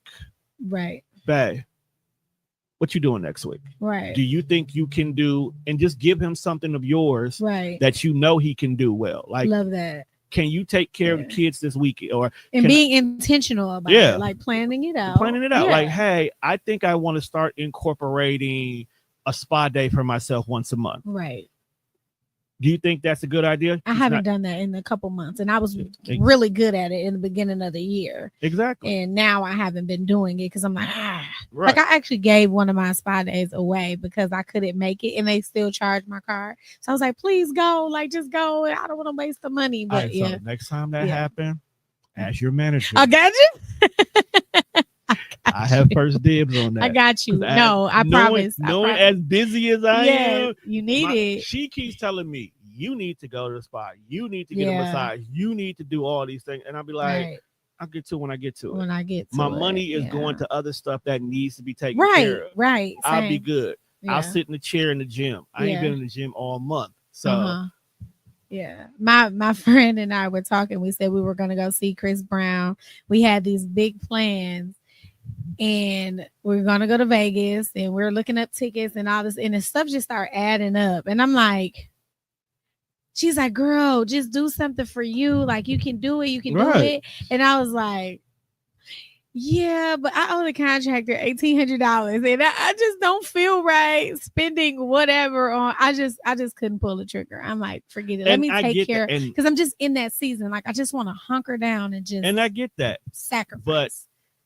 And I'm the same way. Like, I need $2,000 to finish building out the studio the way I want to. So I don't want to spend no money on nothing else that doesn't get me to this goal. But the way I look at it is, what I want to do to the studio, is that stopping me from producing now? No, it's not. Is what I want to do for the studio something that needs to be done within the next 7 days? No, it doesn't. Okay. Yeah, I need to. Do I have businesses that are creating revenue that could, if I just move a little bit, could it make it? Yes. Okay. Can I look at my books and see what I'm spending my money on and change what is going? So at the end of the day, I can get to $2,000. I know I can get to $2,000. It's just that the way my mind works, restructure. I want it to look now because the idea is fresh, but no. But in the meantime, do I have $200 to go to the spa? Right. I kind of do. You kind of do. I have enough money to go buy floor tickets for when the Knicks and the Bucks play? I could probably pull that off. Yeah. You know? And you deserve. And I do. And I have to say that to myself. Yeah. Do I deserve to fly to Philadelphia and watch an Eagles game right there? Yeah, you do. I do. Yeah. That's going to cost me, but that's something it's not like the Eagles schedule don't come out. Right. Go buy a ticket and plan it. Right. These are the things that we have to start doing for ourselves, because the contractor is gonna get paid. Oh yeah, it's in our nature. absolutely. They're gonna get Gotta paid. get paid. We You got my key. exactly. So He gonna you get just paid. got to make it to your mind. Do Yeah. you want to get the contractor out the way now, or can you do this small little thing for you and the contractor will still be taken care of? Do you have guaranteed money? Right. Because a lot of us be like, well, I got this person who's supposed to be paying me back, right. Now the contractor, now I'm gonna pay the contractor, and I'll do what I need to with that money instead. But that's all we gotta do. Just restructure. I kind of look at it like I'm 36. I have been spending most of my life, huh? You barely look 32. Oh, hey. I like that. So I've been spending most of my life doing what I want to do. Like I have had a very just like fluid life, just living life on the edge, right? So it kind of feels good to deny myself sometimes because I'm like, I'm gonna eat it at home, or I'm gonna not go to Starbucks or whatever. You know, I'm like, I can't tell you the last time I've been. Okay, I'm a coffee drinker. So you just triggered me right here. I love coffee. So this is one of my biggest things I'm proud I did. So I'm a coffee drinker to heart. So stopping at Starbucks literally required me to add an extra 15 minutes to my schedule so I can make sure I get it. And then when they had the app and you can order it and just pick it up at the window, that started becoming a habit. So I used to get Starbucks all the time. I used to get Starbucks to the point that if somebody else I knew was going to be there, I'll grab them Starbucks too. But I would go and I'll look at my account and be like, damn, I didn't spend almost $150 on Starbucks this month. Yes. So I said to myself, look, if I'm going to be in this outside life now, I got to be able to have outside money that's not taken away from inside expenses. Exactly. So one of the things I started doing was I noticed that I had a Keurig machine. Okay. I don't even know when I got this machine. I just have a Keurig because you was at Starbucks, so you didn't even know you had it in your house.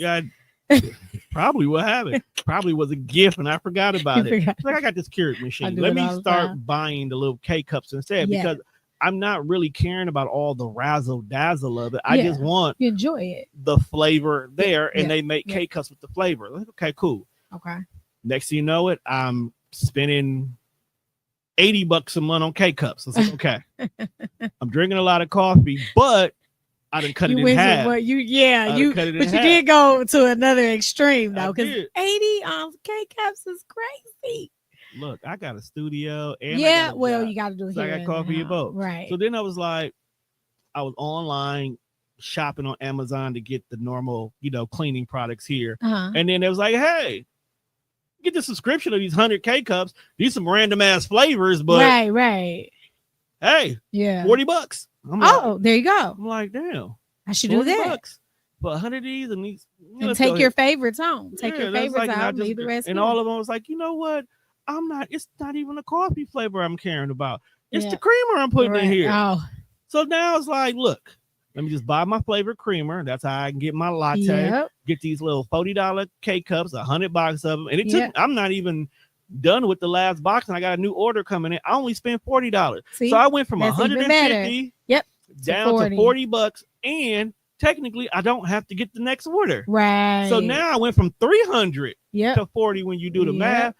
So I'm outside more. Right. I'm outside more. I love that. That's good. You deserve. And you still get your coffee fix. I've been making coffee at home too, unless I'm like, out and about really early. I got a regular coffee pot at home. Didn't know I had a regular coffee pot. I love regular coffee. No. It's my thing. No. I need you to hear me. I have the kind where it's a little steel pot cup. Yeah. You boil the water on the stove. You stick the little thing in it. You squeeze your coffee in your tea bag. Then when you done squeezing, you lift it up. I'm like, when did I get this? I'm not Someone probably got it for you because they know you love coffee. Like, I haven't been a honeybee sage. Why do I have this? Like, when did I get this? This is fancy. This is nice. Right. So now my Sundays, I sit on my porch, squeeze my tea out of it in my PJs, and got my little honey. Like, I got honeybee sage at my house for no reason. I was like, yeah. I need to stay home more. I got shit here that's nice. Right. Like, this is actually kind of cool. Nice. Awesome I still don't stuff. like these walls, but I got nice That's shit later. in. That comes later. I got though. nice shit in here. Right. I found out I got a rice cooker. I'm like, when did I get this? I found a rice cooker. My mom told me, she's like, you never use your rice cooker. I'm like, That's a rice cooker? I was like, what? She's When like, did yeah, I bought it for you. It was in the garage. I found it. Like, I when still did I- haven't used it, but Like, when did I get a rice cooker? right. Like, these are the things I'm finding in my house. And Just like, being at home. just being at home. Yeah. Did you know I have cable? I Like, did not know you had. like I found out do I have had cable. Oh, I don't have cable. What do I have? I don't have cable. No, I have YouTube You TV. got That's what I money. use, You right? got money. It's not my fault. I used to work for Spectrum, and I guess I never cut the cable okay. part off. I just dropped it down to the digital package and Okay, kept got the you, internet. got you. So I'm at home and messing with my girls, and I'm changing the channel, and the Uh-huh. Spectrum app is still on there. So you're And like, I oh, clicked on it, and it came on. I'm like, damn. why do I go look at my bill?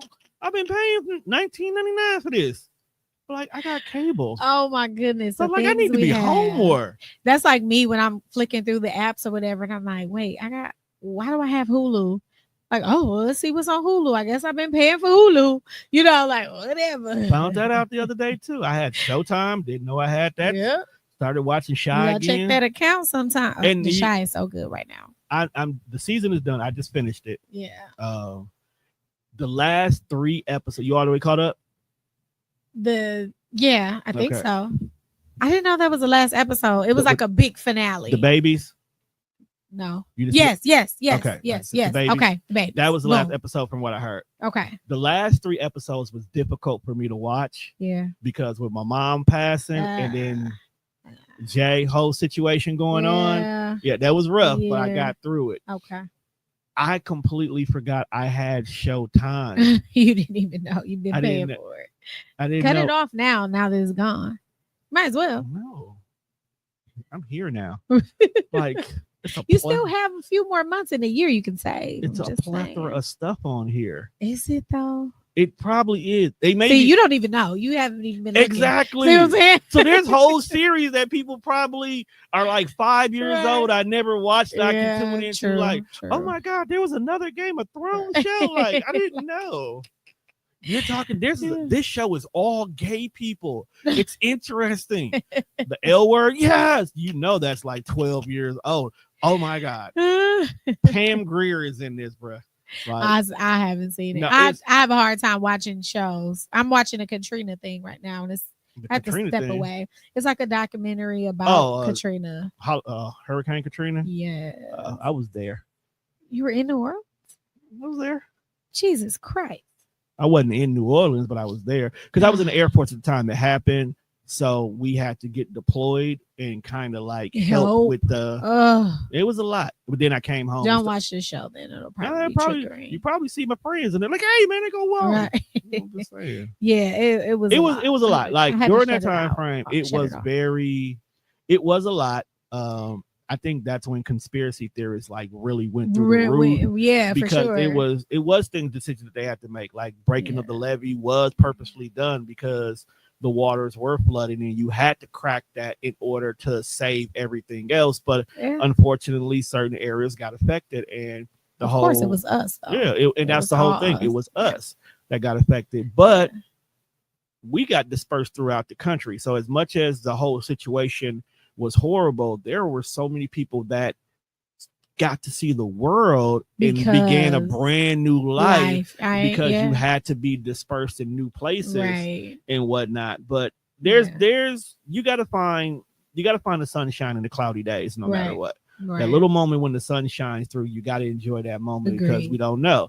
And Agreed. in some of them situations, I do see the overall travesty was like so bad, but Yeah. there was a lot of beautiful moments that came out of that as For well sure, too. So we for got to sure. appreciate those just as well. Yeah. Agreed. Same thing with the George Floyd situation. It was a very tragic moment, but the way we as people came together worldwide, Yes. like worldwide, yes. was a beautiful thing. And we finally got a police conviction that can stick. So now right. in these situations when it comes to police reform and it's time to have those conversations about the police doing a little bit too much, there's now a legitimate case that can be used in court. Because a lot of times, a lot of these cases get lost because the law could be like, nah, there's nothing precedent that says that this is justified or unjustified. Now we have a situation that was justified, that was found guilty, that can now help a lot of lawyers in regards to prosecuting, which has caused a massive reform in police and aggressive force across the country. At least we have a fighting chance now, because I hate that it happened, but I hate the fact that we had to get to the George Floyd situation when we had the Rodney King situation. And that's, to me, I was like, how did we get here where that was okay, when clearly back here it was like he's swinging for the fences, but because he was resisting arrest, y'all found that okay. So that's a whole nother conversation. It was a lot, but I think we're making progress. We're making progress on a lot of stuff. Yeah, for sure. I mean, it's taking us for, I don't know if we'll ever see a full change in our lifetime, but no, it's not. Our children. Every generation is supposed to change for the next generation. And I think we are there. We're there. We're seeing it. We're seeing the change. We will be here enough to see key changes, but at the same time, there's going to be other situations that are going to shadow that. Like right now, the YNs are being very outrageous that it's starting to get to the point where we're seeing the police change, but as adults, we're also going to be like, I can see why y'all get a little aggressive now. You see, it's starting to be that. I'm almost seeing the police be afraid of them. It's crazy because they're like I don't, because they it's almost like I want to go home to my family. You know what I'm saying? Like, let them run into this or let them speed, because they are doing, and sometimes that is the answer. That has to be like, if I pull up, you got a stolen car, you speed off, I technically could chase you, or I can say, we'll just do the police report and you live the next day. Because my friend the other day, about a week ago, all she is doing is coming home and a police chase happened. Her car got crashed into in the middle of the road. A brand new car. She's okay. Brand new car total. But unfortunately, a gentleman on the bus stop died. And all he is doing is waiting on the bus to go home. Just waiting on the bus to go home. So imagine if the police in that situation was like, just let him go. Just let him go. Yeah. Right. And then, I mean, you let him go, and then what else will he do? But then that's the next thing. But now, I can get away with this. Now I'm going to try. Now I'm going to do it again. You see? So it's like, we got to put a stop to it. But at what cost do we get to the point where these little YNs start realizing this is not the lick? Yeah. Because you know what? The kid boys are now grown, right? Remember back in the day, you know, they were young. They were 12, 13, 14, whatever. And now they're grown. What are they doing with themselves? Right? Here's the fun fact about the Kia Boys situation. A lot of them were not ill-gotten kids. Right. Like, they literally had goals and things. But they had the know-all to be like, I'm under 17. Right. The worst y'all can do is give me tickets and put me in juvenile. Right. I'll be home. By the time I get 18, I'm free. Yeah. There was one, and I still remember this to this day. There was a guy walking around interviewing different Kia boys white and whatnot. guy. Yeah, white guy. Yep. And he asked one of the kids, well, what would you be doing if it wasn't that? What do you want to do? Like, the dog was like, yeah, I want to go ahead and be an HVAC technician. Yeah. And I would love to see what he's doing, because that was a few years ago. Right. Yeah, I would love like, I want to be an HVAC technician. Yeah. So he really wasn't doing this because he was trying to be cool. He was like, I ain't got nothing else to do. Yeah. And I know how to do this. So this is what we doing. It's fun. This is what me and my boys happening is doing. right now. It's and trending. now, like, when I go back to school, it'd be like, I was doing that stuff. I'm good now. Hey, how can I enroll in that program down at MATC? Right. It's crazy. Like, he got good. I always say that our children, and when I say our, I mean like Black children in general, a lot of times the mistakes that they're making, they're dying right in them. Yeah. You know, they're dying in the cars, they're dying in the shootouts, you know. And white kids, sometimes they get a chance to, you know, they can do coke, go to a party, do coke, and become the CEO a few years later. Our kids are literally just like dying. So the mistakes that the other side gets to make, we don't get to. You know, you're becoming felons and, you know, on their 18th birthday type situation versus, you know, white kids on the other side, they get a chance to just make those mistakes and their daddy get them out of trouble, and then they go and make a life and have a family, and our kids just don't get that. Because at the end of the day, as much as dad doesn't want to go get this ignorant kid out of jail, right, dad has already instilled to them that there's a family goal that you have to do. Yeah. And a lot of that has to do with the way we as Black people look at the family structure as a whole. Like I told you where I worked at earlier. Yeah. And often than not, I could just be minding my own business and a parent will come in there. Hey, my daughter wants to know how can she get on the program? Well, how old is it? Well, she just turned 18 last week. So you're immediately getting ready to throw her out into the world. Yeah. And I'm like, at 18, we're not prepared for anything. No, and I get that. And hell, shit, at 23, we wasn't prepared for anything. Yeah, no, literally. Like, and I look at how our people's, we don't prepare our kids for anything. At all. And then we thrust them out into the world because the government says that they're adults now. Right. And we expect for them to survive. Yeah.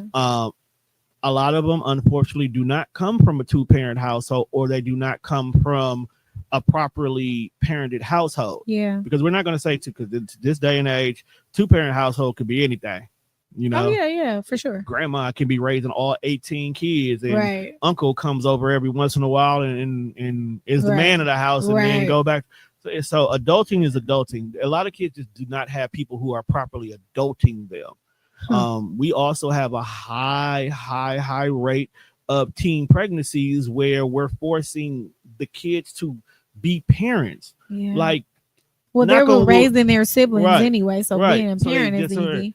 But a knock on wood, my kids never have to do this. But I always said, if you become a teen parent, you still gonna be a teen. Right. You're still going to be able to be a teen. Right. We're not gonna force you to raise this kid alone, but y'all gonna raise this kid together. Right. Okay. Right. He gonna be over here just as much as you be over here. Right. All of us as parents, we're gonna have this conversation. I'm not forcing you to get out and get a house and pay rent. I didn't even say that even then. Like no.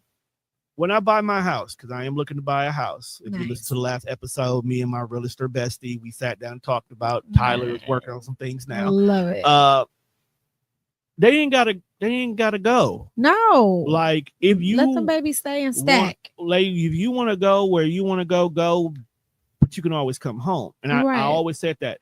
You can go meet a man, you can love that man, you can want to move in with that man, y'all can be a family. But when you sick of that man, you can come home. Come on home. Period. You can come home. Period. You don't never have to feel like you're forced to stay with that man because you chose him over us. Right. I don't care. No. Hell shit, go. Because 9 times 10, I want you out my house for a while. But I also want you to know you can come home. Now your room may not be your room. They gotta sleep out under the computer desk. You know, you might be on the couch. Right. You ain't gotta go. You still here. Yes. Come eat my food. Come wash your clothes here. Come. You don't. Your home is still your home. Hell, your boyfriend. Yeah, he can come over too. He can come over too. Yeah. One thing I always give credit to my first girlfriend. Now I call her my first girlfriend because she's the only one I had a real connection with. Okay. She ended up moving to Louisiana while we were still in high school. Her family was still my family. Okay. I could still go over there. Her sister was my sister. Her baby sister was literally my godchild until she was grown. Wow. She's still my godchild. Her mama was my mama. I could come over there the whole 9 yards. It didn't matter. She ain't been home in 3 years, but that's still my home. Right. That's community. That's family. And it made a difference for me growing up. It showed me that I had a safe space. I guarantee you right now, because they moved to North Carolina, I get on the phone right now, Mom, Milwaukee ain't working. I got to get out of here. All right, you going to be in the garage for a couple of months, but come on. Come on. All right, I'm here. Yeah. I'm a grown-ass man, but I still got that. Yeah. And that's what I want my girls to have. I love that. Bring your girlfriends, your boyfriends, whatever you like. I'm not prejudiced. Right. You want both? Look. Right. Somebody gonna pay some bills, but come on. Right.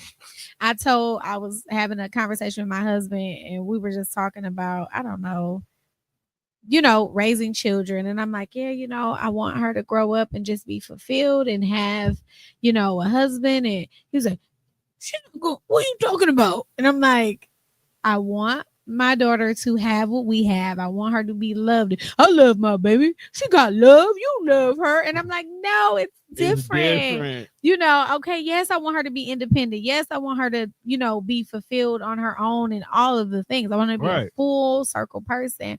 However, I want that for her. I want her to have, all of the things. And it took him a while, but he understood. But the first jolt was like, no, I love my baby.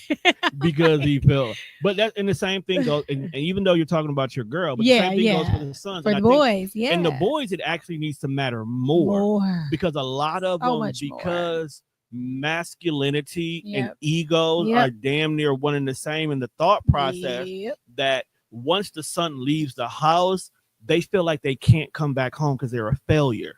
And a lot of dads will hold that over their sons' heads. Right. And because you failed, because you get to that point where the boys want to test their dads. And I'm a man now. Yeah. It's like you gotta bunch them down a little bit. Like, look, you getting there, but you can't buck up to the real bull. You're still a little calf. But I'm gonna help you be a strong bull for when you get out there in this real world. They can't do to you what I just did to you. Right. Okay. Right. So with that being said, I'm gonna put you in place. But a lot of times, because we don't have these male role models in these boys' life, we don't have them tell, like, look, failing is normal. That's how you learn. That means you tried. If you failed, you tried. If you failed, that just means that you got to reevaluate how you did it. Right. Because sometimes failing means that's not even meant for you. Right. So if that's not meant for you, try something different, or try it a different way, or maybe come back to it later. Exactly. Like I tell people, this podcast and stuff wasn't easy in the beginning because 97% of the things y'all use today didn't exist 15 years ago. Okay. If y'all knew the way we had to jerry rig stuff for y'all to do a podcast, y'all would appreciate the fact that you can go on Amazon and buy $100 thing and get to work. You'll appreciate the fact that you can get a $20 microphone and put it on the bottom of your phone. You'll appreciate your phone. Right. Let's keep that a buck. Right. But that doesn't mean that if it didn't work out in the beginning, it wasn't for me to come back later and do it. Absolutely. Because maybe I was thinking of something like, damn, if I just had this, I can do it. Right. 3 years later, hey, it's here now. Now let's try it now. Let's try. Okay, now I can make it work. Exactly. Now the business can grow. Hell, Lord knows I wasted thousands of dollars on this. I'm sure. Thousands of dollars on this. I'm sure.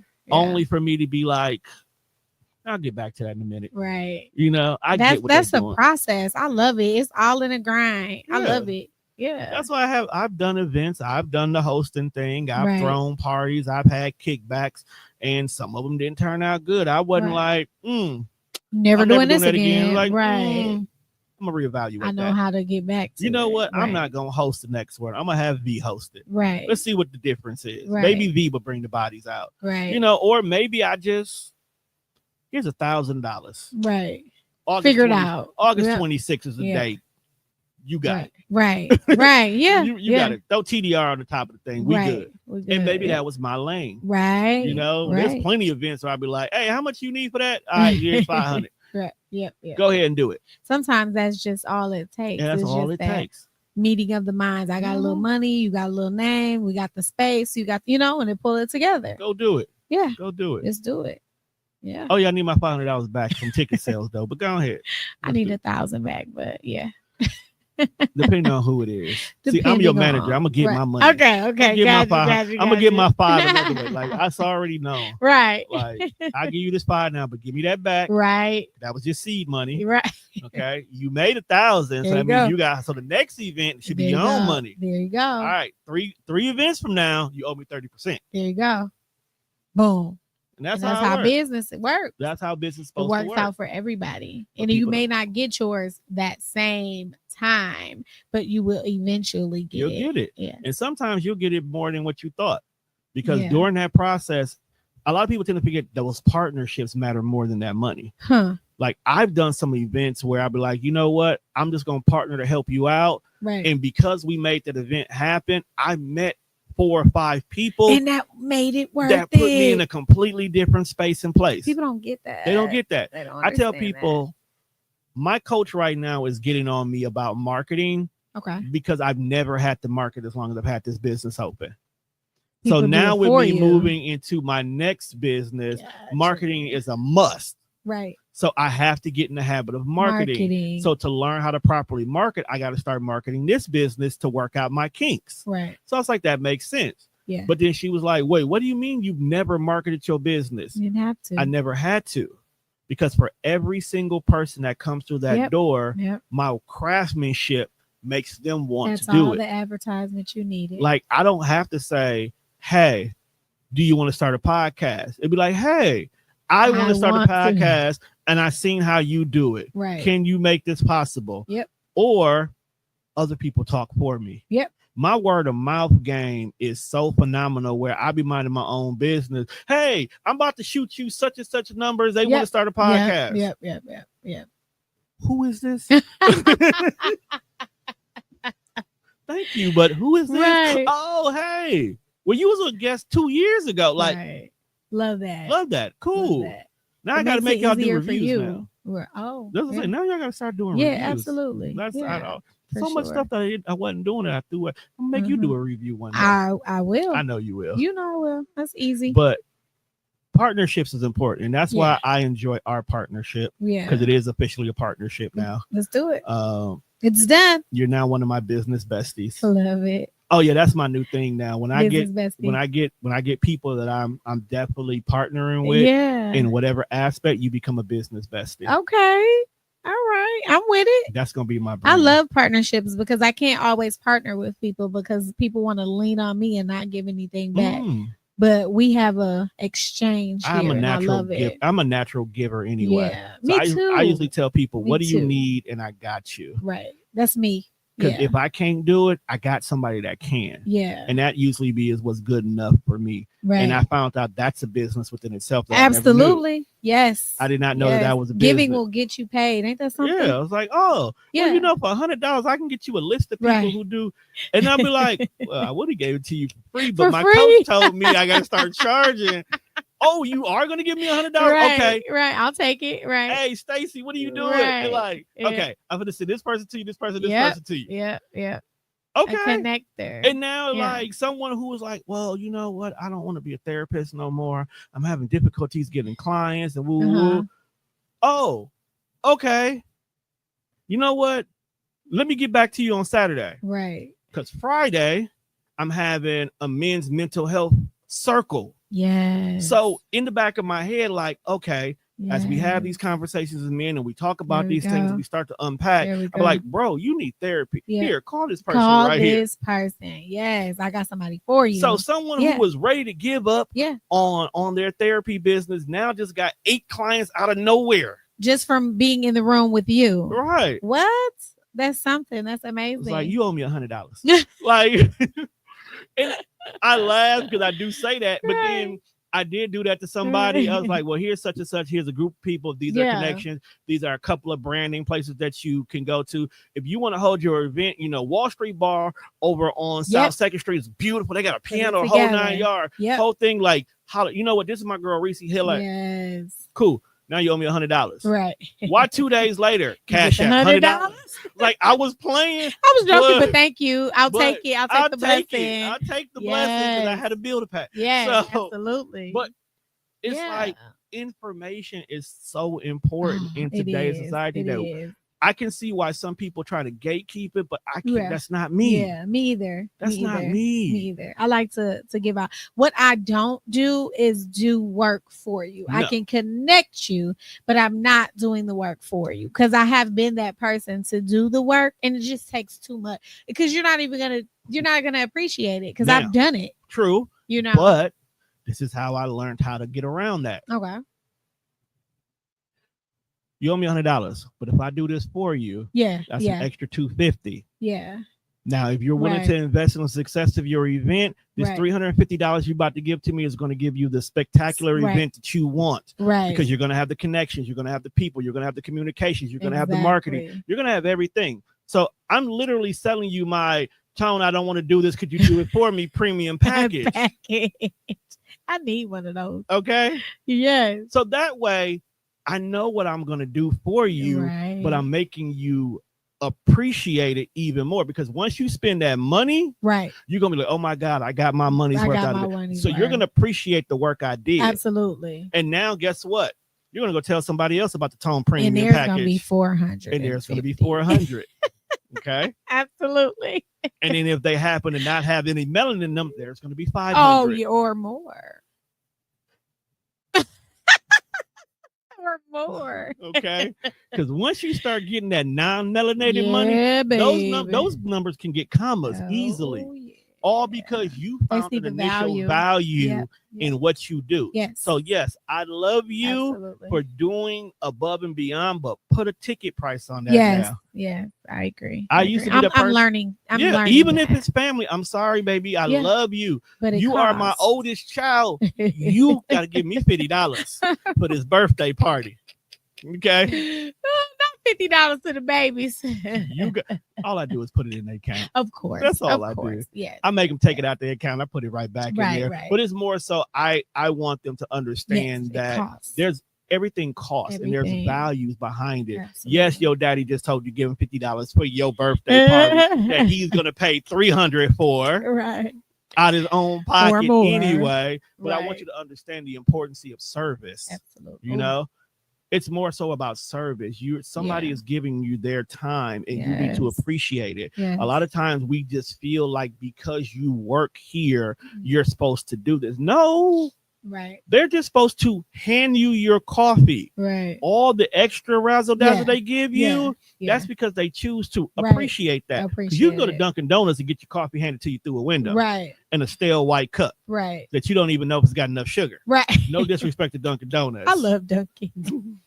I love Dunkin' too. I'm a coffee girl through and through. Like I ain't got no beef, but I don't go for the service though. But you don't go for the service. Yeah. So appreciate the little razzle dazzle that they do. Exactly. Like I got a friend in Sherman Things. I love her food. I always go over there to eat at Baked Dreams because she gives me the razzle dazzle. Exactly. I can get a sandwich anywhere. She is razzle dazzle for sure. Yeah, she is. Shout out to Misha. Yeah. But I go there because she gonna always every time you go there, you gonna get some razzle dazzle from her. Yeah, and she's the same way with everybody. I've seen her in spaces where I'm like, she's just that. That's just her. That's just her. That is why I have no problem supporting her. I have no problem talking about her. I got no problem. Is her sandwich a little expensive? A little bit, but she deserves. But that's the razzle dazzle. That's the razzle. That's the razzle dazzle. She just put it in there. She could have asked for a tip, but no, she just put it in the price. Right. She's still getting the razzle dazzle. Yes, with a chip. Get your chips too. She'll tell you to get your chips. Right. But and the sandwich is fire. The love is there, and that is why she is successful. Yeah. Because she gives you that little bit of care that makes the biggest difference. Yep. And that one person who she made some cupcakes for, because her personality, her razzle dazzle, her service was great. She talked to the mayor. Yep. Now you're doing the mayor event. Now the mayor's like, hey, yo, the DMC is coming through. We need you to do the whole thing. Period. You know? And that's just how that's what sets us apart from everybody else. Exactly. It's that experience that you give out with your product. Exactly. Yeah. Anybody can be a hustler because most of us Black folks are hustlers. Yeah. We're not entrepreneurs. We are in entrepreneur spaces, but we're still hustlers. And that's the difference. Yep. And those true entrepreneurs know, look, you may be 3 months behind on their rent, but your face when that customer come through shouldn't show it. And no one should know what you're going through. No one should know what you go through, but you and your accountant. Hard-earned money with you. Exactly. Yeah. Because everybody wants that experience. And that person right there can make the difference of your rent getting paid for that month or your rent getting paid for the whole year. Exactly. Because you don't know what that next client is. You know? Yes. Totally agree. Totally agree. So with that being said, you have been here longer than I wanted to be here. I didn't even notice. I looked down, was like, damn, we've been talking. I know. It's me. No, it's both of us because nothing we talked about today was what we were supposed to talk about. That means I have to come back so we can get on. But I think I want to do that. I think I want to make that a bigger group. I think I want to have a couple of us here for sure. There's a lot of y'all who do a lot. Yeah. And you let me know you don't make me time for yourself. So I might need to bring you back for a therapy session. Oh, no. I'm something like a therapist too. Okay. I need it. I ain't got the money. You don't I ain't got the money. That just means your 30% just went to 40. Oh. But it comes with therapy. I'm cool with that. Cool with that. You know what's funny? That's actually rolled into my actual prices here. Really? Like I actually do have like a 2.5 tier. Okay. Where you get all the services plus the post-production and a 1-hour therapy session every month. That's good though. We need. No, I had to start doing that because you're spending time. The post conversation sometimes can be longer than the actual recording. And I don't like, because people need those safe. This is a safe space. Right. PDR, yes. That is literally in my motto. It is a safe space. Okay. For sure. And I want you to feel that. And sometimes to make a safe space is to have those conversations. Exactly. So whether you want to talk about your relationship, you want to talk about the podcast, you want to talk about what's going on in the news, you want to talk about your kids. I don't care. Right.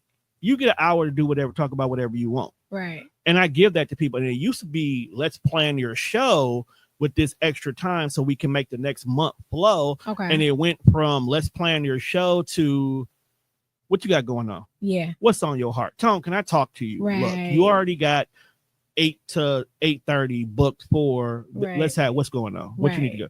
Tone, I need your advice on something. Look, do you love him? How often do you let him touch you on the inside? If he stopped touching you on the inside, would you still love him? Like, it'd be random conversation. I'll never tell nobody to break up what they make, but I will coach you. I will coach you to clarity. Right. Coach you to clarity. Okay. But I have these conversations with them, and that is like where my rapport with the city came from, because a lot of people come to me that we just talk. So when they see me out and about, it's like, oh, Tom, can I talk to you?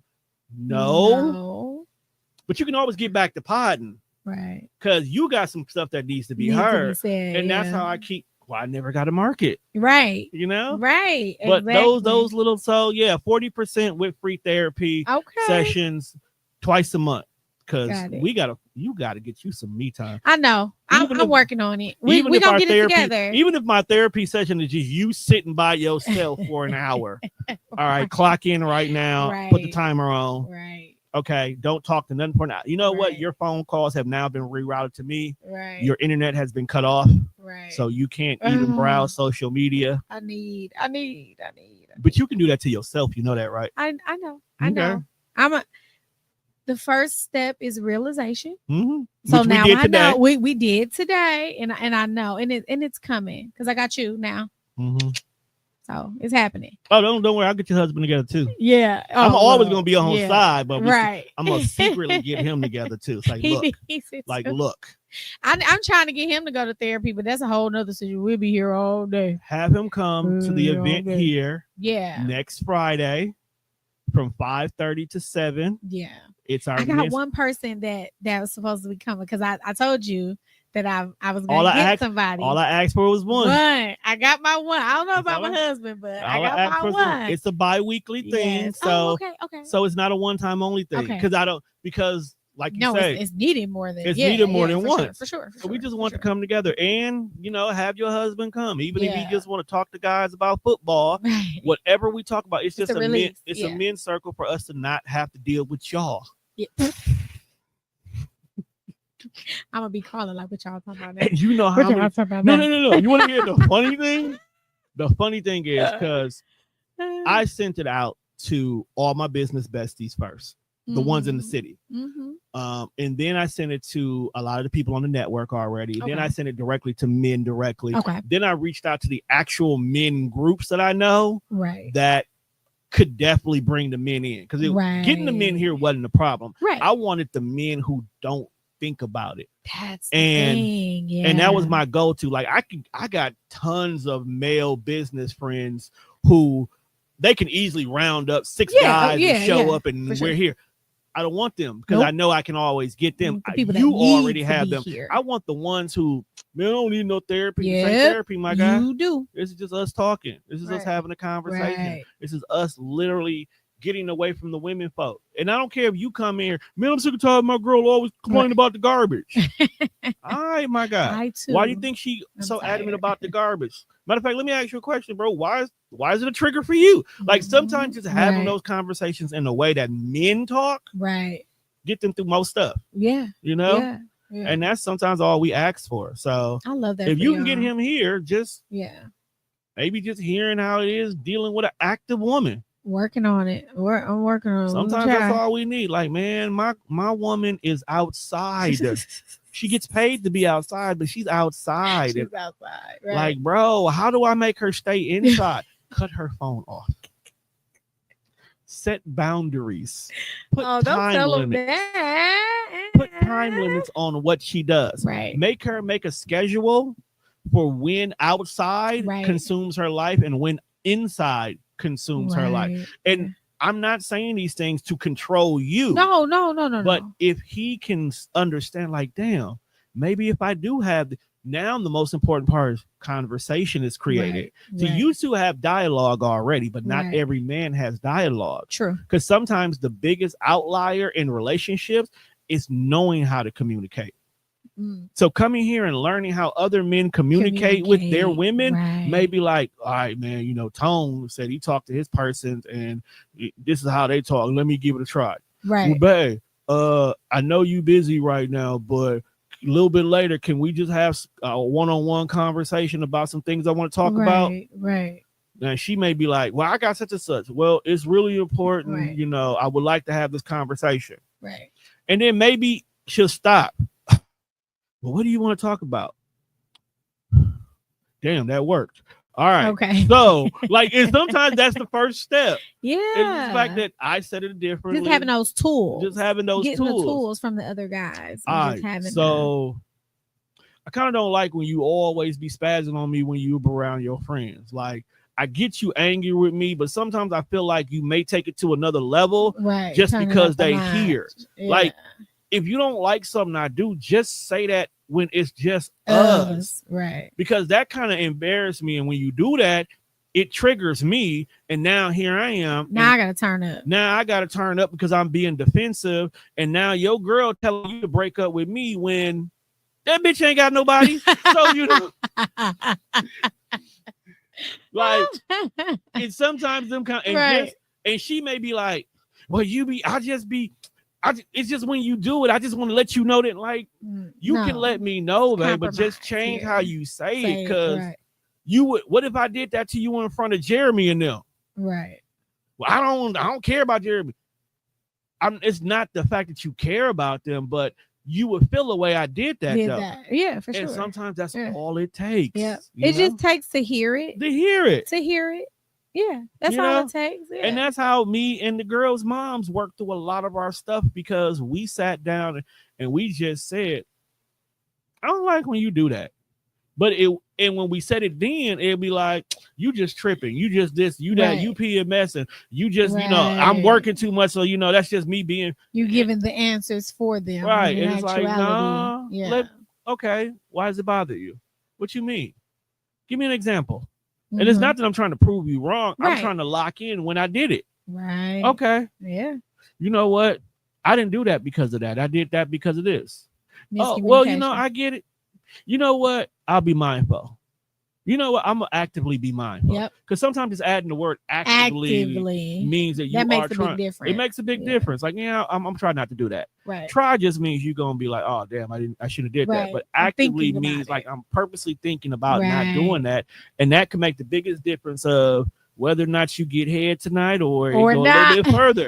It may go a little further. It might be a little bit further now because you use the word actively. Right. Like, oh, he is actively trying to work on us. You know what? Kids staying by my mama's tonight. Like, oh shit. Okay. You know, and they don't get that. Yeah. Like, y'all just want to be respected just like we do. For sure. And sometimes just having a conversation of what respect look like for y'all can make the biggest difference. Right. Because what it looks like for me may not be what it looks like for you. And if it's not said, it's not said, it's not understood. It's not understood. Because I know for a fact that there's things that my person and the girl's mom do completely different. Right. So I navigate. If I navigate with the same mentality for both of them, I'm going to get two different results. I might get peace from one, but I might get aggression from another. So let me stop. Hey, when I did ABCD, why you turn up on that? I don't like that because it's. I got it. I actually make sure I don't do that next time. Right. So now when I use this for her and she cool, let me find out what could be differently there. Yeah. And notate it. Bring her a lemon pie.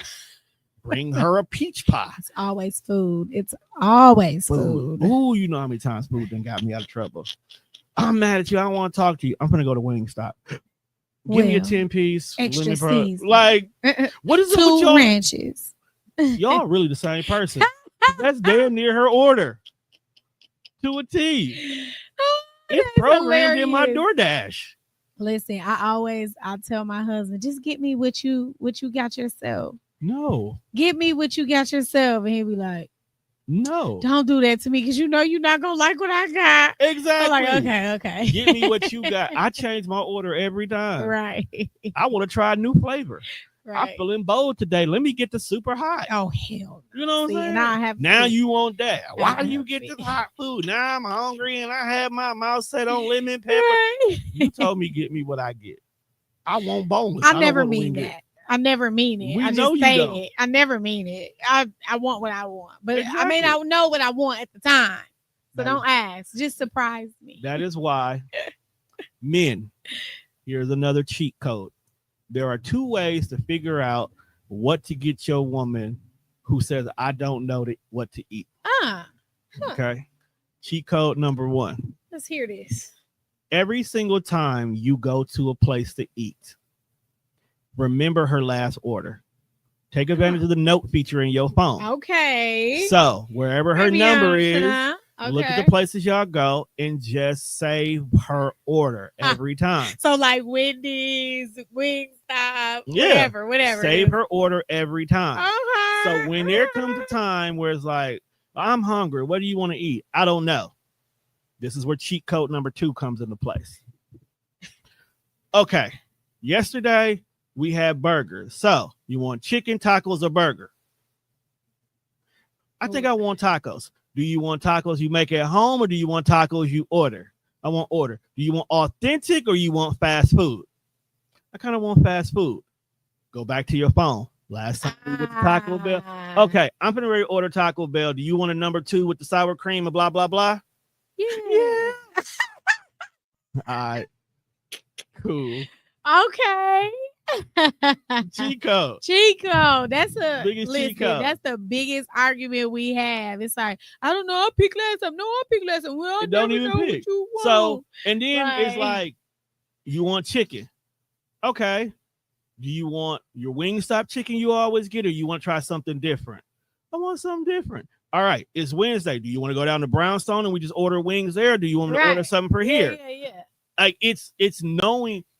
Your person. It's knowing your person, because one, if you dating with intentions, the note thing should already be there just naturally. Pay attention. Right now. Okay.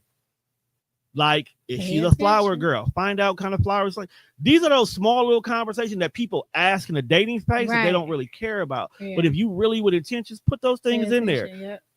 Because later on down the road, you do it just because you want to, not because you feel like you have to. Right. So if it's a random Friday on a payday and you sent her white lilies to her job that day, nigga. Weekend finna be fire. Nigga. Nothing's off limits. Because you want to know what? One, she didn't expect anything. Right. Okay. 2, not only did you get her flowers, you got her flowers. Ooh. Nigga, y'all can be dating. Y'all go together now. Okay, that bonnet ain't coming on that weekend. She just letting it flow. When I tell you, this cheat code has gotten the conversation where I'm dating somebody. You know what? Even though we just whatever we doing, you make it really hard for anybody else. Like you winning. You winning. Come to the men event and I will give you more cheat codes. Okay. Or tune in to the Woman Whisperer podcast. Yeah. See, that's what I'm talking about. You thought I was going to be Samuel. I'm helping niggas help y'all. Okay. Yeah, y'all might end up with your toes in their mouth. Just keep it up. But men, please don't put their toes in your mouth if they don't like that. You gotta ask first. You gotta ask. You gotta just do it. You gotta have that conversation. You gotta have that conversation. Yes, it's very important. It's a very important conversation. Don't get kicked. Go ahead. With that being said, we've come to the end of this episode because me and her will be here for 3 hours all day, and I gotta go get my baby. Right, I gotta get my babies. Okay. Make sure you check us out on all streaming platforms. That's Spreaker, Spotify, iHeartRadio. Make sure you follow this young lady on all of the things, on all the social medias at Vee Taylor Tate. With that being said, people, we are out of here because I got to draw up a contract for her. Peace.